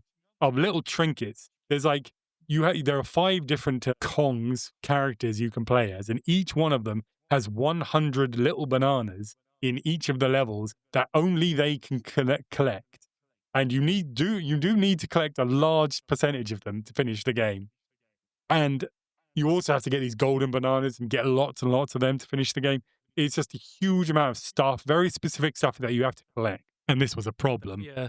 There'll be a subsection of our audience familiar with this game from the H Bomber Guy stream, wouldn't there? Yeah, the famous H Bomber Guy stream where he killed himself, getting 101%, which is the full percentage of that game in one stream. And I will say, listener, sorry, I'm getting choked up talking about this time. I also have got 101% in Donkey Kong 64. In fact, I have it on a cartridge in my house. I did it back when that game came out. And from that, you can make some probably quite accurate assessments as to the quality of my teenage years. that I did all that. But so that was kind of the collectathon. And like, there's a lot about these collectathons. The less egregious ones like Banjo-Kazooie, Banjo-Tooie as well. They weren't as bad as Donkey Kong 64, but they used. You completed this with the 64 back in the day. Were you like really into this kind of game, or was that like an exception? I mean, I was a Nintendo boy. I played any big game on the Nintendo, and I did love these 3D platforms. Donkey Kong 64 was the worst of the Rare ones, but Banjo-Kazooie, sequel Banjo-Tooie, those are 2 great games. They're bags of charm as well. Yeah. But the point about them is they're a lot less, unlike say Mario, are a lot less focused on like kind of true platformers like precision jumping and stuff. The movement is a lot less important. It's mainly about exploring this little world, solving little puzzles, finding little weird little crannies where there's a little collectible. And I think that this game is specifically harkening back to that. It's, because it's got all this smashing and this destructible stuff, the jumping is less important. It actually does have a very sophisticated movement system that like speedrunners have have utilized to completely break this game wide open. But for normal play, it's quite rare you're going to be making like precision jumps in this game. Instead, it's all about exploring, finding little crannies where these bananas and stuff are. But I feel like they've kind of taken this vibe, but they've turned it into a modern sensibility because unlike Donkey Kong 64, for instance, I think literally not one single collectible is necessary to finish the game.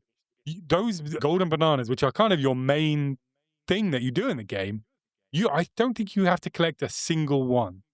The actual progression through the game is entirely determined by essentially in each level, there's like some kind of story actions that need to be completed. You have to fight some bosses and do some specific things like, oh, you've got to like raise the water level so you can get through to this area and work your way through down through it. The whole game is you started off on the surface and you are literally digging your way down through the entire planet. Each like level is like a literal level. It says like you're at like minus 100 and then the next level will be minus 200 and it'll keep going down of what like level you're at. But like, so actually progressing through the levels and eventually getting to the final boss is largely a matter of just doing these story elements and like getting through them. Where the collectibles come in is that you have a skill tree and every 5 golden bananas, you get a skill point. And like some of those like skills you unlock, you need like 5 skill points to do it. So that's 25 bananas to get that one. Yeah. And like sometimes you like when you do a big boss, you get 5 bananas. You get a whole bunch of bananas. When you do a smaller boss, you get 3 bananas. So it isn't quite that onerous. But you know the actual skills, you know, you can get through the game without any of them. Ultimately, they make the game easier. There's fun, cool things to do with them. But it just means that like you are only exploring and collecting things for the fun of it. Yeah. There are also these like fossils that are around. You can use those to buy items and stuff as well. But they're all 100% optional. And that's like that just it's so freeing. But like even despite that, after I finished the game, I literally 100%ed it. I got every single banana in the game because I was enjoying it so much. And so it just becomes it takes away the obligation and turns it purely into fun to find these things, and you end up doing it anyway. Is it just a 100% game, or is it 101, 104, or whatever it It was? doesn't have, unfortunately, it doesn't have a percentage in it. But I did get it. Fine. I did get every. Don't bother playing I it. did What a get waste of every time. banana in it. I did get every banana in it. I'll say that.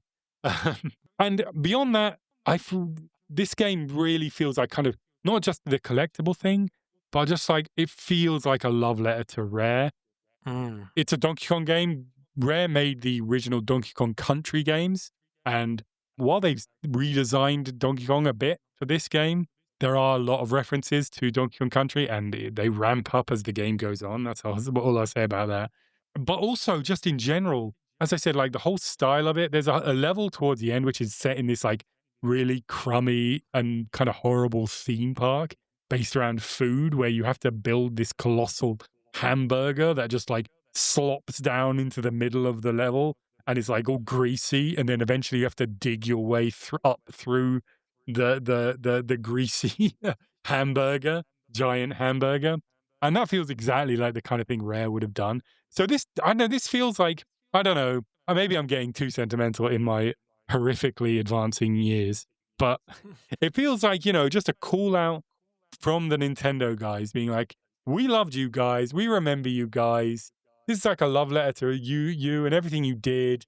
We wish you were still around, but now you're owned by Microsoft and you're being devoured by Microsoft and and being ruined by them. It genuinely makes me a little bit emotional, kind of reminiscing about my teenage years, spending far too many hours 101%ing Donkey Kong 64. But like But that's part of the it's genuinely, that's part of the magic of those games, right? That when you're a kid, like yeah. I didn't have them growing up, but when you're in that era of life where you get video games on your birthday and maybe at Christmas, Mm. a game that takes a million hours to finish is perfect. Yeah, yeah. It was like, I think that's why so many of us spent hours and hours and hours in the same like Pokemon game or whatever Mhm. when we were younger. Like it's just something to sink your teeth into. yeah, yeah, definitely, definitely. I mean, I don't know if that's still true of kids today playing Roblox and Minecraft or whatever, but it definitely was then. Just like at the time, there weren't many games that came out for the N64, famously, especially played to the PlayStation. But like basically, a game would come out every time by the time I had made enough money through like pocket money and stuff Yeah. to afford a new game. So, and like I think by the end, it was like some part time jobs and stuff. But yeah, so just like, I don't know, there was a real coziness to that. And I feel like this game has that coziness and is my kind of, yeah, my elaborate theory is that it is directly calling back to that coziness. So that's really sweet. And like I will say, the end of this game, this has the whole kind of end sequence for like the final boss and everything that happens is one of the best endings of any game I've ever played. It's incredible. It just escalates over and over and over again. It goes where you think it starts to go so much further than you think it will. And it's worth saying that, like, I think Nintendo, I've got to give them their props. They have had a kind of a really great run of endings recently. In general, game companies are discouraged from having putting any effort into their endings because famously, like the number of people who play the game really tails off as the game goes on. So everyone who plays the game will play the opening, but relatively small number will play the ending.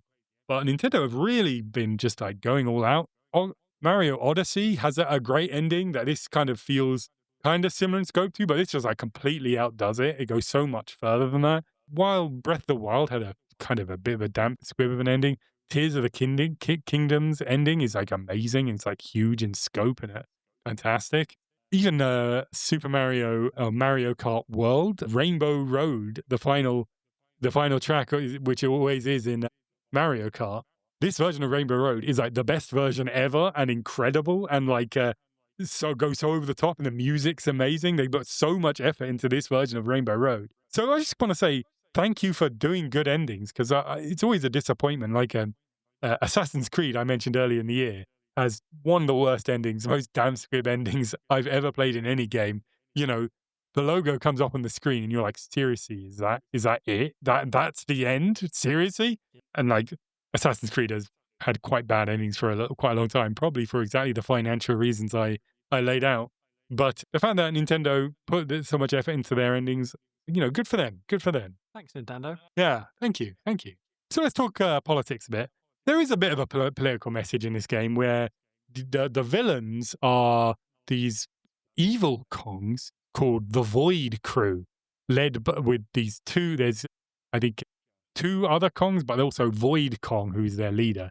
And the other two Kongs are his employees, and he's like runs a company. And there's like at one point you fight one of them as a boss, and then you beat her, and then the boss is over, and she's just standing there. And you go talk to her, and she's like, "Yeah, I'm not going to fight you. I'm not going on overtime. They don't pay overtime." So there's like a lot of like little jokes about how he's a terrible employer, and they don't like him.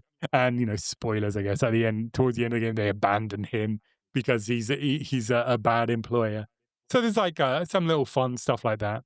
But the kind of thing that I do find most interesting is, and unfortunately, we have lost our actual woman on the podcast today because the gender politics of this is kind of interesting because there's a big element that I haven't mentioned, which they kind of tried to make a bit of a secret when they first showed the game off, but then they just immediately showed it in the next trailer. So it was like, okay. So while you play as Donkey Kong, for pretty much the entire game, you have a companion who is Pauline, who is a teenage girl. She's 13, although she looks and acts like she's younger than 13, but they say somewhere that she's 13. And she kind of just perches on your shoulder through the whole game. And she has gameplay elements in that the Bananza of the title refers to you meet these giant elders and you get them who are also DJs and you get them their magical record disc.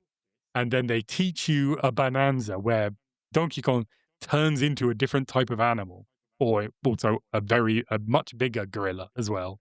And that gives him special abilities for a limited time. But these Bananzas are triggered by Pauline singing, and she wants to get back to the surface. She got kidnapped by Void Kong, but they lost her, and you pick her up from the ground, basically, and she just joins you for the rest of the adventure. So her goal is to get back to the surface, but also she wants to be a singer, but she has no she's low on self-confidence. But over the course of the game and kind of influenced by Donkey Kong's irrepressible nature, she kind of gains confidence, and that's her whole thing. So that's a cool little thing. But it's in... Is Pauline, that's the character from the arcade game? Well, The exactly. very first... Yeah, so true Nintendo mavens were very upset when they first saw this because it appeared to completely break established Donkey Kong and Nintendo lore. Donkey Kong and Donkey Cannon. Donkey No, I Cannon, can't do it. the Donkey Cannon. Basically, so here's a history of Donkey Kong briefly. The original Donkey Kong comes out in 1982, I think, and this is a game that introduces Mario.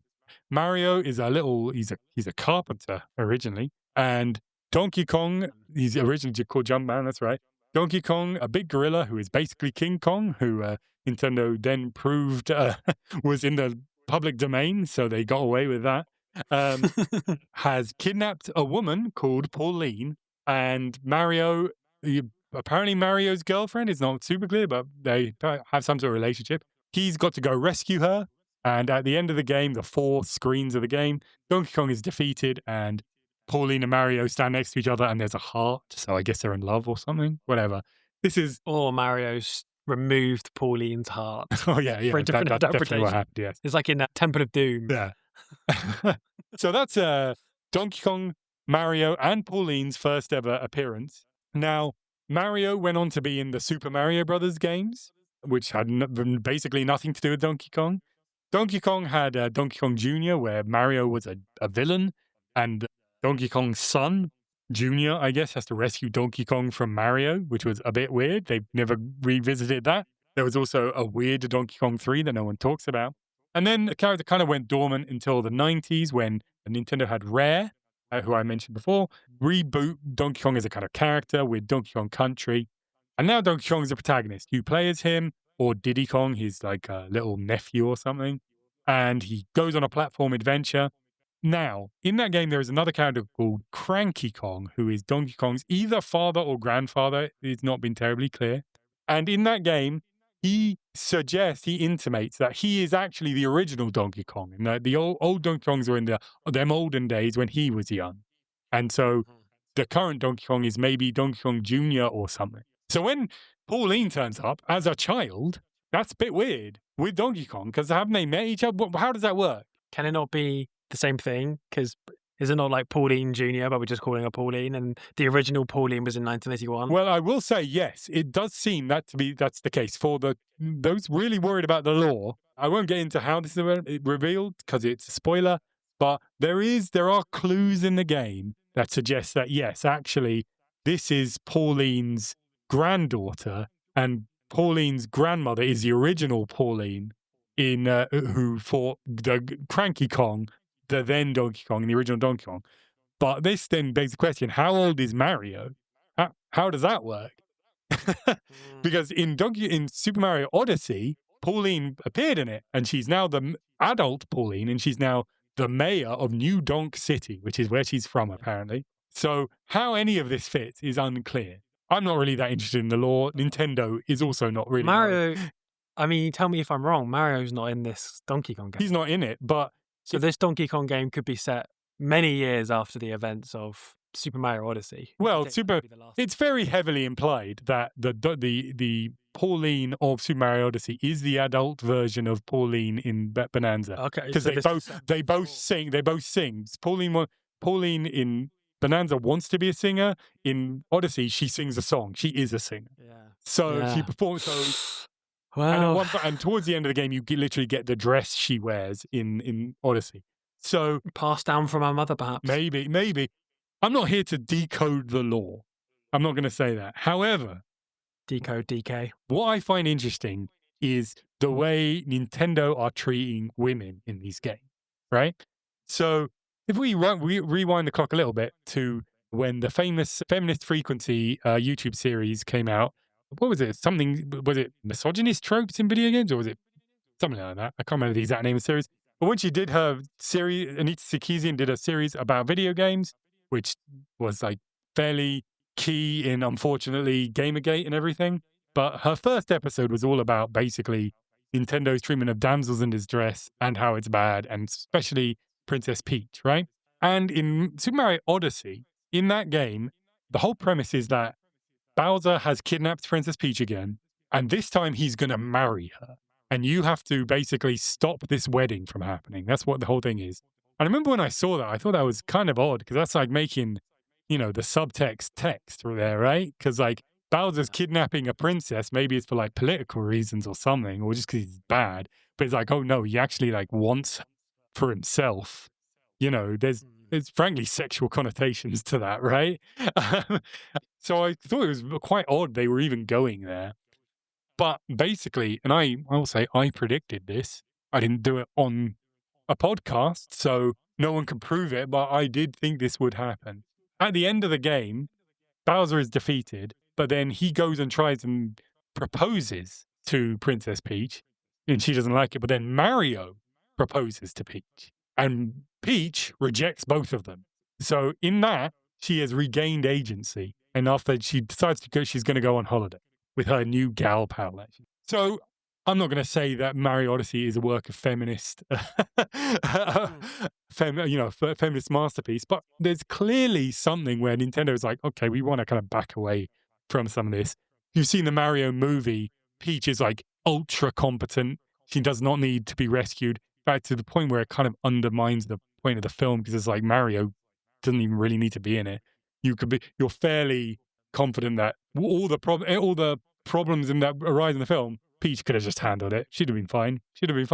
So it seems like they want to get away from that. And now we have like the original Nintendo damsel, literally Pauline from Donkey Kong. They want Donkey Kong to be a character. There's rumors that they're going to make a Donkey Kong movie. There's like they opened a Donkey Kong section of the theme park they have. And it's problematic that he when he first turned up, he kidnapped a woman.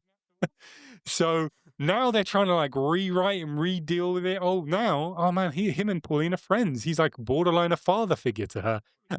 He helped her achieve her dreams. They love each other. And it's just really interesting that they're like trying to kind of quite subtly rejig their famous damsels into, certainly having a lot more agency and doing a lot more. They put out Princess Peach Showtime, a game on the Switch last year, I think, which I didn't play, but it was generally thought to be okay. But it was fairly obvious. It's pretty clear that Nintendo want girls to play their games. Nintendo's entire business model is about capturing children and then basically sucking the nostalgia out of them for the rest of their lives. and they got me, and they would also like to get all the girls as well after getting a huge chunk of boys in the 90s and 2000s. So it's just quite interesting that they're doing this and kind of moving away from. I mean, my suspicion is that I don't think Princess Peach is ever going to be straightforwardly kidnapped in mainline Mario game ever again. I think they're gonna they might play with the tropes and things because it's just a famous trope at this point. But I think I don't think they want to do that again. I think it's awkward for them, and it feels increasingly counter to like the movies and all the transmedia stuff they want to do, because like that's not Princess Peach in the movie is not going to get captured by anyone. She's borderline a fucking ninja. So yeah, it's just an interesting thing. Is Nintendo woke now? That's an option for our podcast if we ever want to boost our numbers to go anti-woke, and we've got that stuff in our back pocket. No, I don't think they're going woke. It's obviously a commercial thing, but it is an interesting shift in trends. Yeah, and also, as I mentioned in a previous episode, Metro Prime 4 is coming out, and I maintain that there seems to be extensive vaginal imagery in that game. God. So I think it's going to be. You've got me by myself, one-on-one, and you're like, I'm going to get that down. Get rid of throat. Sofie. I'm going to convert you, man. It's all true. It's all true. Anyway, hopefully it'll be coming out later this year, and we'll find out how incredibly accurate I am. Yeah. So Donkey Kong Bananza, genuinely a really great game. So much kind of heart and charm, and just like feels mechanically so good to play. And that ending, man, the escalation of it just keeps doubling down on itself over and over again. One of my gaming highlight of the year, that ending easy. Yeah, I don't know. Maybe it will be my game of the year. We'll have to see. Maybe. Nice. Yeah. Well, I'm guessing by Ed's look that he hasn't got anything to add. So I think we're done with the games and we're on to the news. And I'm gonna level with you, listener. It's a bit of a thin news week. We can't control the news, not yet anyway. If you want to tell your friends about us and really improve our listenership, we maybe we'll have that kind of influence, but not yet, unfortunately. But what can I say? It was Gamescom last episode, so it's a bit of a lull now. I'm sure we'll be getting some new news, new hot, spicy news up soon. But first up, I think, and I just realized I also haven't discussed this with Ed, but I think I'll go first. Do you want to go? I'll go first. I'll go first. First up, it's going to be me and my news. Well, as I say, it's a thin week. It's maybe not even news. It's all rumors. It's rumors. None of this could be true. But the rumors are of the PlayStation 6. It kind of feels like, I think, to a lot of people that the PlayStation 5 has only just kind of got going, but it has been 5 years, and it's inevitable that there will be a PlayStation 6 at some point. And there are starting to be rumors leaking out of this. So there is a YouTube channel that is called Moore's Law is Dead. Apparently, Sony has previously threatened legal action for leaking stuff on about the PS5 Pro previously. They do have some form for leaking, for accurate leaks. They've also have form for saying stuff that is less true. They are not 100% reliable. But this stuff is extremely, if you go watch their videos on this, it's extremely extensive. They have very detailed talks about specs of these machines and so on. And it seems that, at minimum, this stuff is real enough that people are willing to talk about it, to consider that it might be true. Digital Foundry has talked about it, and basically I pretty much go by everything they say when it comes to tech. So we're going to talk about it a bit. So the big rumor is that there's going to be, it's not entirely, this is a little unclear, possibly 3 separate PlayStation 6, maybe 2. These 3 versions are the kind of core normal PlayStation 6, which is codenamed Orion, apparently. This, according to these leaks, suggests that it will be very powerful. Maybe in certain respects, 3 times more powerful than the PlayStation 5. Ostensibly, maybe twice as powerful as the PlayStation 5 Pro. And also, maybe not as expensive as people are fearing. There's been a lot of fears that the next generation is going to be just wildly expensive. People have been talking about $1,000, maybe £800, £900 consoles, at least for it seems likely there's going to be, different tiers of console, at least for the top end one. This guy is suggesting that will not be the case, that it will be around about the same price as the PlayStation 5 now and below the price of the PlayStation 5 Pro. That's what he's saying. Is that true? I don't know. But that's the theory, and it would be relatively welcome, even if it seems to be going against many of the trends we've been seeing. After all, we've seen the PlayStation 5, these consoles have only increased in price instead of decreased in price. So it may be hard to imagine, but, it would be nice. Perhaps more interesting, though, are the other PlayStations. These are based around a chipset which is codenamed Canis, and one is a handheld, and another one is a kind of PlayStation 6S, similar to the Xbox Series S, which is like a less powerful version of the PlayStation 6. Now, I've seen some conflicting reports. It may be that these are basically the same thing. The S and the handheld are in fact the same thing, because the handheld, the plan is apparently that, like the Switch, you're going to be able to dock it and play it on a TV, just like the Switch. So maybe that just is the S, quote unquote S. I'm not entirely sure. But at any rate, a less powerful one. That there's a lot more information on the handheld, which may just be the S in the first place. It's going to be dockable like the Switch, backwards compatible with the PlayStation 4 and 5. So PlayStation 5 games you'll be able to play on it, ostensibly. To be honest, I think it's unclear. I've not been able to work out if it also has full compatibility with the actual PlayStation 6. Are you going to be able to play all the PlayStation 6 games on this handheld? I'm not sure. to be honest. Why the people are calling these all PlayStation 6s, I'm not entirely sure. It seems to me like the handheld might be just a completely different thing and relevant because it got a Vita. So, this is the PlayStation handheld episode and the N64 episode.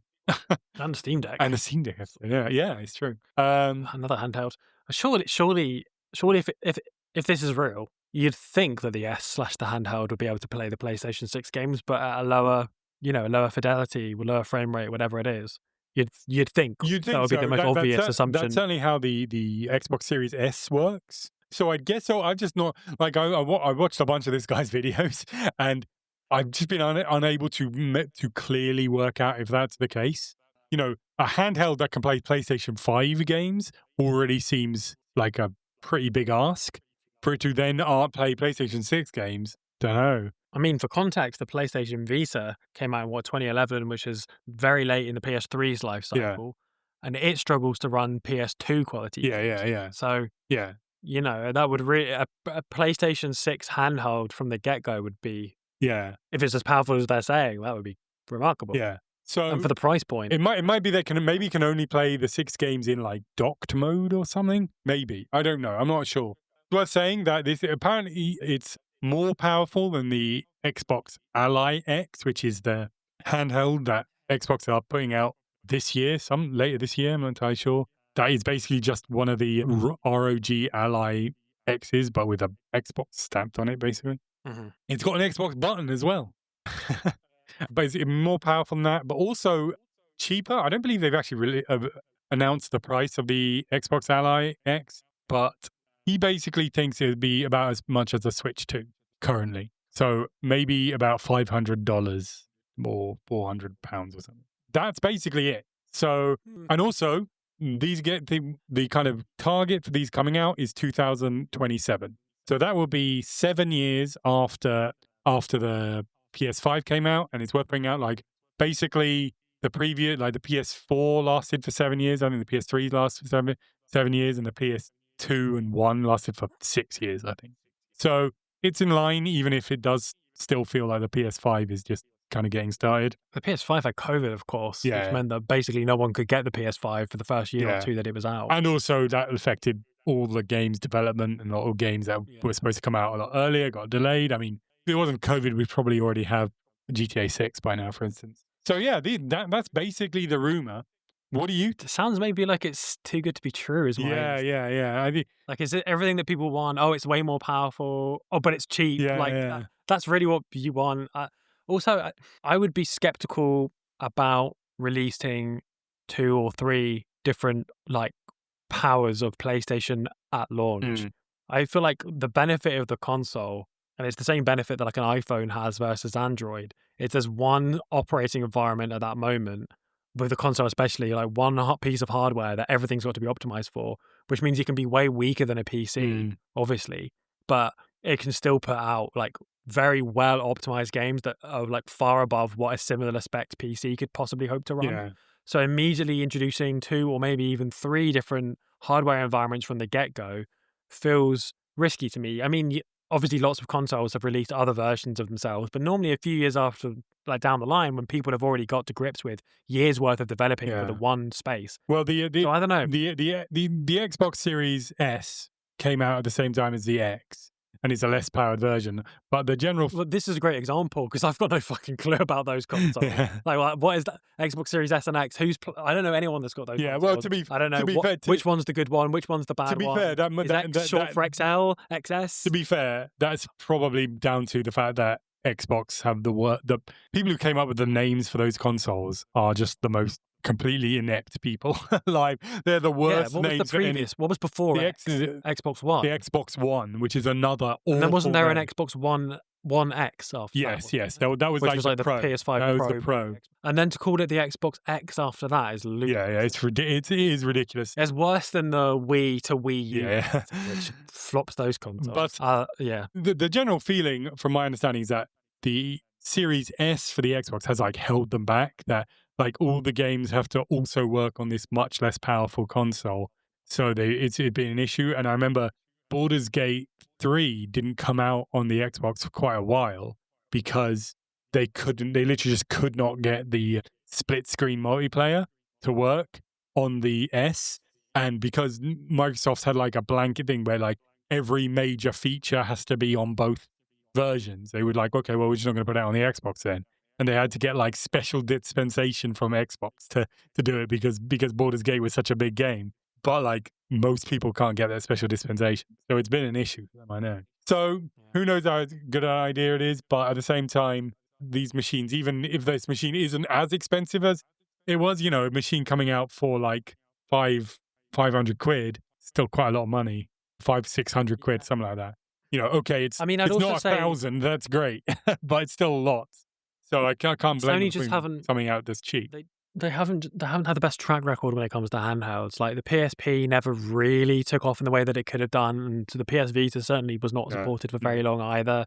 It's had a bit of a resurgence with homebrew, but only in a very niche group of people. Like obviously, there's a Switch bandwagon that they're sort of Yeah, would yeah, seem that they're trying to jump on, but to me, that feels close to Xbox's Connect and PlayStation Move trying to jump on the Wii bandwagon. yeah. Neither of those two peripherals really ever took off, even though the Kinect was bundled with the Xbox One when that first released for like a good year, and everyone hated that was the case.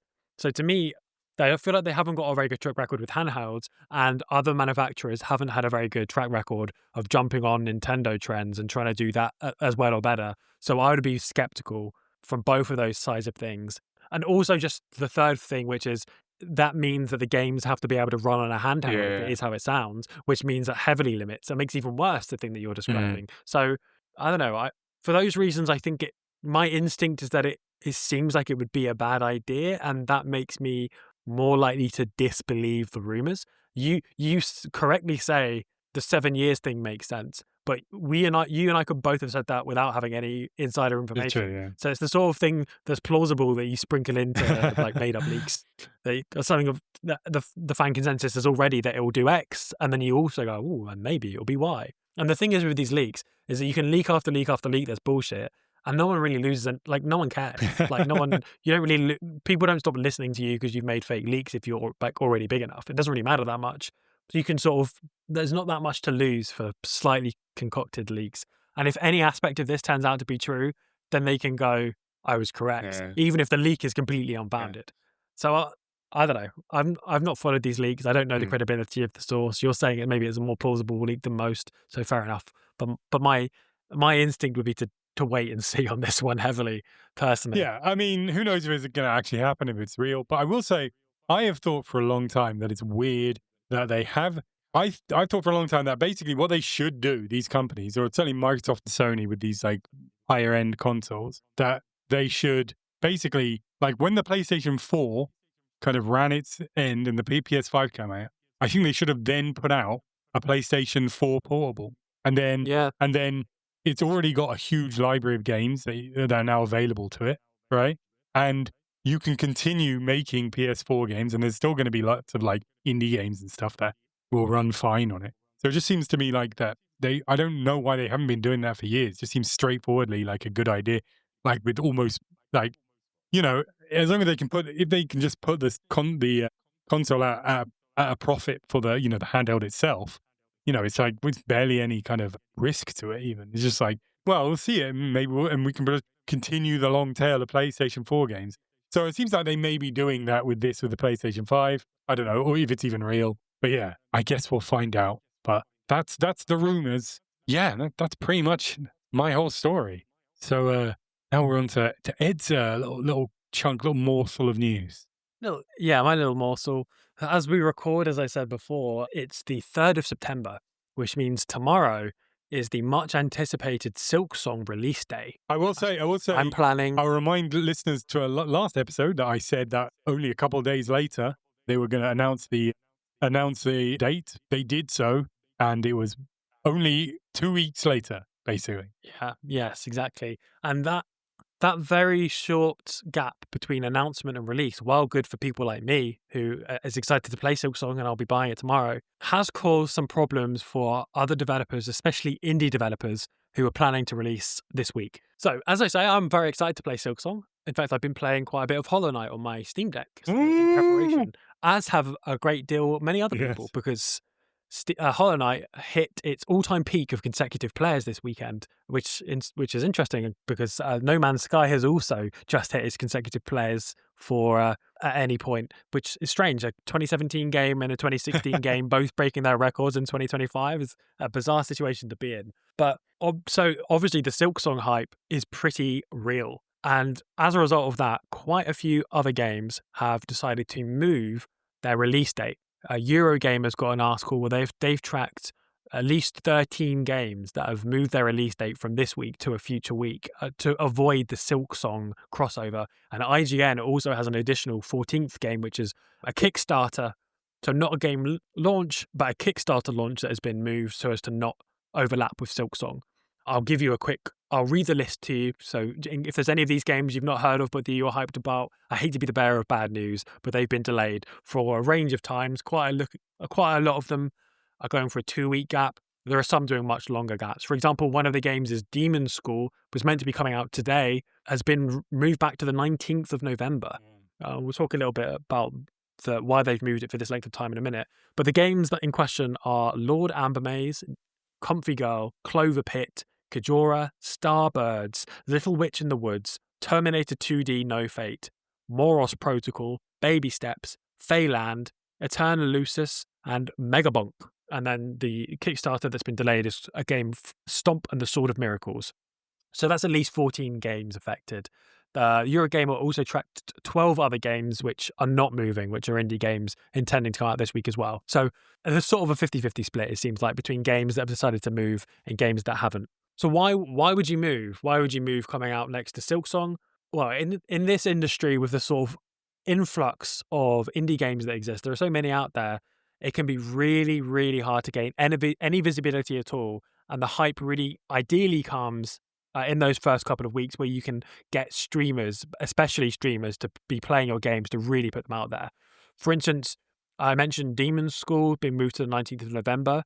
The head of publishing there, Brian Queck, in an interview that was published in PC Gamer, said, quote, "Ultimately, at least for the first week of Silksong's release, we think a good majority of creators, streamers, and press are going to feel incentivized to meet the demand for Silksong discourse. Even if it's just a week, that's a week that Demon School or any other game still holding to the September 3/4 release date would have been cut off from building their own critical mass of discourse about their own game. I think that can be fatal in this saturated market where every game has to fight and use whatever they've got available to stay visible." End quote. So yeah, we've got a direct quote there from a developer saying, basically, we won't be able to get any visibility with Silksong coming out. He also has said there's a reason why so many indie games were scheduled for right now. That's because we've just finished a con season. We just talked about Gamescom in our last episode. And there'll be a whole bunch more big releases and con season towards the end of October when we get to sort of Halloween releases.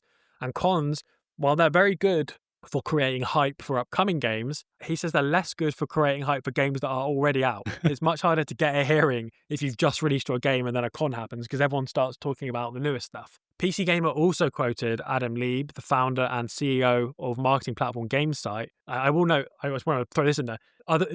He didn't give this quote to PC Gamer because IGN have more or less the same sentiment, but PC Gamer have included him swearing, and IGN have got a watered-down version with no swearing. So I find that quite funny. But anyway, Adam Lieb gives this quote. He says, "You build a game to launch on a certain date and build how much it costs to make that game. When I delay a game a month, I have to pay that entire team a whole extra month with zero revenue coming in the door. That's really fucking expensive." So obviously that speaks to what's at stake here. It's not just people not getting their game for an extra week or two, or longer in Demon School's case, but it can be very difficult for these very small scale indie developers to survive without the budgeted inflow of money that they were expecting to get, like this week. There's a lot of, these guys are kind of basically small businesses, a lot of them at the end of the day, and if you're a small business that's pushing back the next time you're getting paid 2 to 3 months in some cases, that's not great. Yeah. You might really struggle to weather that storm. And if you don't do that, on the other hand, you might anticipate a significant drop-off in potential money that you'll make. So yeah, this is not a great time for indie developers from that perspective. On the other hand, Lieb said in the IGN article that between 2 to 6 weeks after Silksong's release, there will probably be a really good time to release games that are similar to Silksong. after a lot of players have finished playing Silksong, they'll still be probably pretty hyped up on the indie platform genre, and other people can step in to scratch that itch. An example of a kind of similar thing, not exactly the same, but kind of similar. In April this year, the Oblivion remaster came out just 2 days before the Clair Obscura Expedition 33 game was scheduled to come out. So you might think that was going to be a problem. There's some overlap between the two. They're not completely dissimilar games. But as it turned out, it looks like, well, a Clair Obscura Expedition 33 significantly outperformed expectations. It looks like, if anything, it was boosted by the hype, the attention paid to that genre. That's the speculation anyway. Obviously, it's hard to say. As you point out, that game is potentially one of the Game of the Year candidates. Yeah. So maybe that in itself is what's led to the increased interest in that game versus expectations. But at the very least, it wasn't like destroyed by the fact that a big release came out surprisingly 2 days before. Again, a similar situation. That game was announced, and then it was out that day. I think it was announced, like, you know, the what they next call a day or shadow something drop. like that. You know, they just Yeah, put out. exactly. Wasn't even part of like So it's a very it similar. wasn't even part of you know, like a wider show. They just like put out a YouTube video. They just put that out. Yeah. I mean, I haven't played the Oblivion remaster because that would be breaking BDS. But I'm a long-term Elder Scrolls boy. If we are allowed to play those games without violating BDS, I'd love to play Oblivion remaster at that point. So I'm sort of plugged into those, and I'm also a big Hollow Knight fan. So with Oblivion, I was plugged in a little bit to like Elder Scrolls forums. Like I visited the Reddit for Elder Scrolls quite a bit, and there really wasn't that much in terms of leaks directly beforehand. It just sort of within like the direct week before there were a lot of leaks, but the thing is there are always leaks. There are always leaks saying it's just about to come out. So yeah, but in both cases it was a big shock when it came out. So they are quite analogous situations. But anyway, yeah, that's the story really. I do feel for people that have, this isn't a criticism of Silksong. They gotta move how they gotta move, right? Like, would make sense. But it would suck if this surprise drop more or less happens, and suddenly the game that you've been working on for years either can't come out when it's meant to, or is going to come out and be absolutely definitely not the most relevant game of the week. Not even the most relevant indie game of the week. Like, it's going to be hugely overshadowed if you release this week. So yeah, I mean, I guess the only takeaway I can give from this is spare a thought for some indie developers. Maybe check out one of those games or one of the other indie games that are coming out. See if anything interesting is happening. Hollow Knight was a bit of a surprise when that came out with how successful it was. You might say a bit of an understatement, perhaps. So maybe the next Hollow Knight isn't Silksong. True. Maybe it's one of these other games. So yeah. Yeah, I mean, I remember when Gamescom was. This stuff got out a little bit beforehand. That there was going to be this Silksong event that was obviously going to have the date in it, but it was kind of like, maybe they'd show it in the show, and they'd again shadow drop it. They'd just be like, and it's out now. People go, what? But it's just like, and it never even occurred to me when they're thinking about it that like, that'd be cool. Would be that just like, that would just completely fuck over. It's so big. Silksong, the hype for it is so large that it would just completely fuck over whoever had all their games out 2 weeks ago. So at least they gave a bit of a lead time so that people could get out of the way. Yeah, a lot of the online stuff is saying this is almost like warm up for when GTA 6 comes out in terms of how much you don't want to be releasing the same day as that. I mean, it was. I don't know if we talked about it on the podcast, but GTA was originally supposed to come out this year, and then they announced earlier in the year that it's delayed to next year, and basically a whole bunch of games that were kind of thinking they were going to delay to next year to avoid GTA 6, basically all rushed out and came out this year to avoid it then, because GTA 6 is going to be like 100 times bigger than Silksong. So I don't know. There is this weird phenomenon in gaming in the past decade or two of just these like giga games that come out and they just have so much huge interest behind them. I guess they frequently are like long development times. They've been announced for a long time. Last one I can think of is Elden Ring. That was like a colossal deal, and obviously GTA has been over a decade in the making now. So that's been rumbling around for a long time. But like Silksong somehow managed to get this cachet. To be honest, I've said I think it's a little overrated. I think it is definitely overrated for the level of hype it's getting. I think it's going to be a well-made and maybe poignant with some nice lore Metroidvania. It's not going to change the world, I think. So I think there might be a bit of a disappointment afterwards. But yeah, it's kind of thing. And I feel so bad for indie game makers. It's so cutthroat. Sometimes I just go through, the Steam or Nintendo eShop or the PlayStation Store, whatever. Just look through them, and there are so many games on there that are just, sometimes you see them and they're just like obviously like shovelware or just cheap shit. They just put out, and you're like, okay, whatever. But there are so many games that, even if they're maybe not actually good, obviously are the work of like a dedicated team for a long time. They put a huge amount of work into this, and no one is going to remember this game. This game is going to just sink without a trace and be completely forgotten. And it's heartbreaking, just to see them. As left wingers as well, we don't live under the illusion that we live in any kind of merry No, times. no. There's that famous quote about, is it by Stephen Jay Gould about people who are obsessed with studying Einstein's brain, but he thinks, what's more interesting is that people who are at least as intelligent as Einstein will just never have been discovered because they spent their lives working in a field or something. Yeah. Who knows what gems, what fantastic games there are out there. Probably there is a game that you've never heard of, that no one's ever heard of, that would be like the best game you've ever played, you the listener. Like something that really fucking scratches that itch for you. It's probably sitting there on Steam right now for £1.99, and you've never heard of it and you never will hear about it. Yeah, I agree. There is there's a melancholy to that, and especially you talk about shovelware, but we're living in this AI world where the AI apocalypse really feels like it's bearing down on us. And this situation is not going to get any better. And we've really got to improve, I think, the tools of discovery of games. Yeah. I think that's where we're at. There's too much choice, and too much of it is shite, and it obscures the stuff that's actually worth playing. Yeah. So that's my takeaway. An excellent takeaway, Ed. Well done. I think. Thank you. I think we can take away a great deal from this episode, which unfortunately is now over. We're done. We're finally done. Yeah. It's over. I think our two-person podcast has gone pretty well. I think it's gone okay. If we want to have this conversation on the pod, let's just air all our laundry out. Let's just say, we don't need Sofie. Do we? We don't need Sofie, do we? No, we Sofie, do. I miss Sofie. If you're listening, Sofie, please come back. Yeah, genuinely. I've had a good time, Alex. It's been really good. Genuinely, we need someone to stop us rambling too long about our games. Clearly. Yes, of course, that's not true. We miss you very much, Sofie, and we look forward to your return. And yeah, let's get on with the credits. As always, we hope and desperately wish and beg you to share us on social media. And you can do that on Twitter at Red Barrels Pod, and on Blue Sky at redbarrelspodcast.bsky.social. For me personally, you can reach me at Alex Dean, ALEXDUIN, on Twitter, and at alexdean.bsky.social on Blue Sky. What about you? How can people find you, Ed? You can find me at Not a Lemon on Blue Sky, plus the socials, whatever, and at Still Not a Lemon on X. And of course, you can find our co-host Sofie. She streams on Twitch.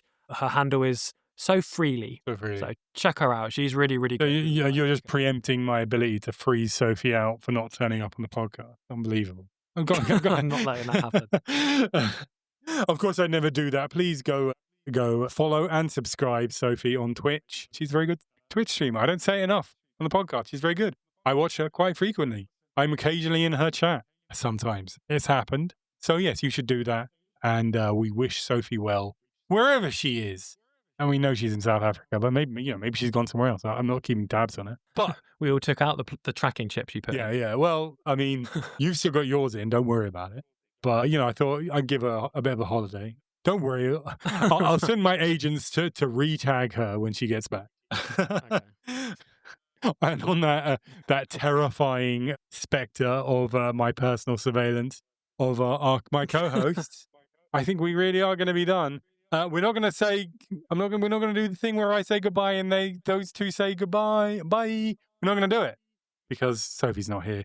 So instead, I think we will just give a stately and respectful goodbye. Goodbye. Thank you.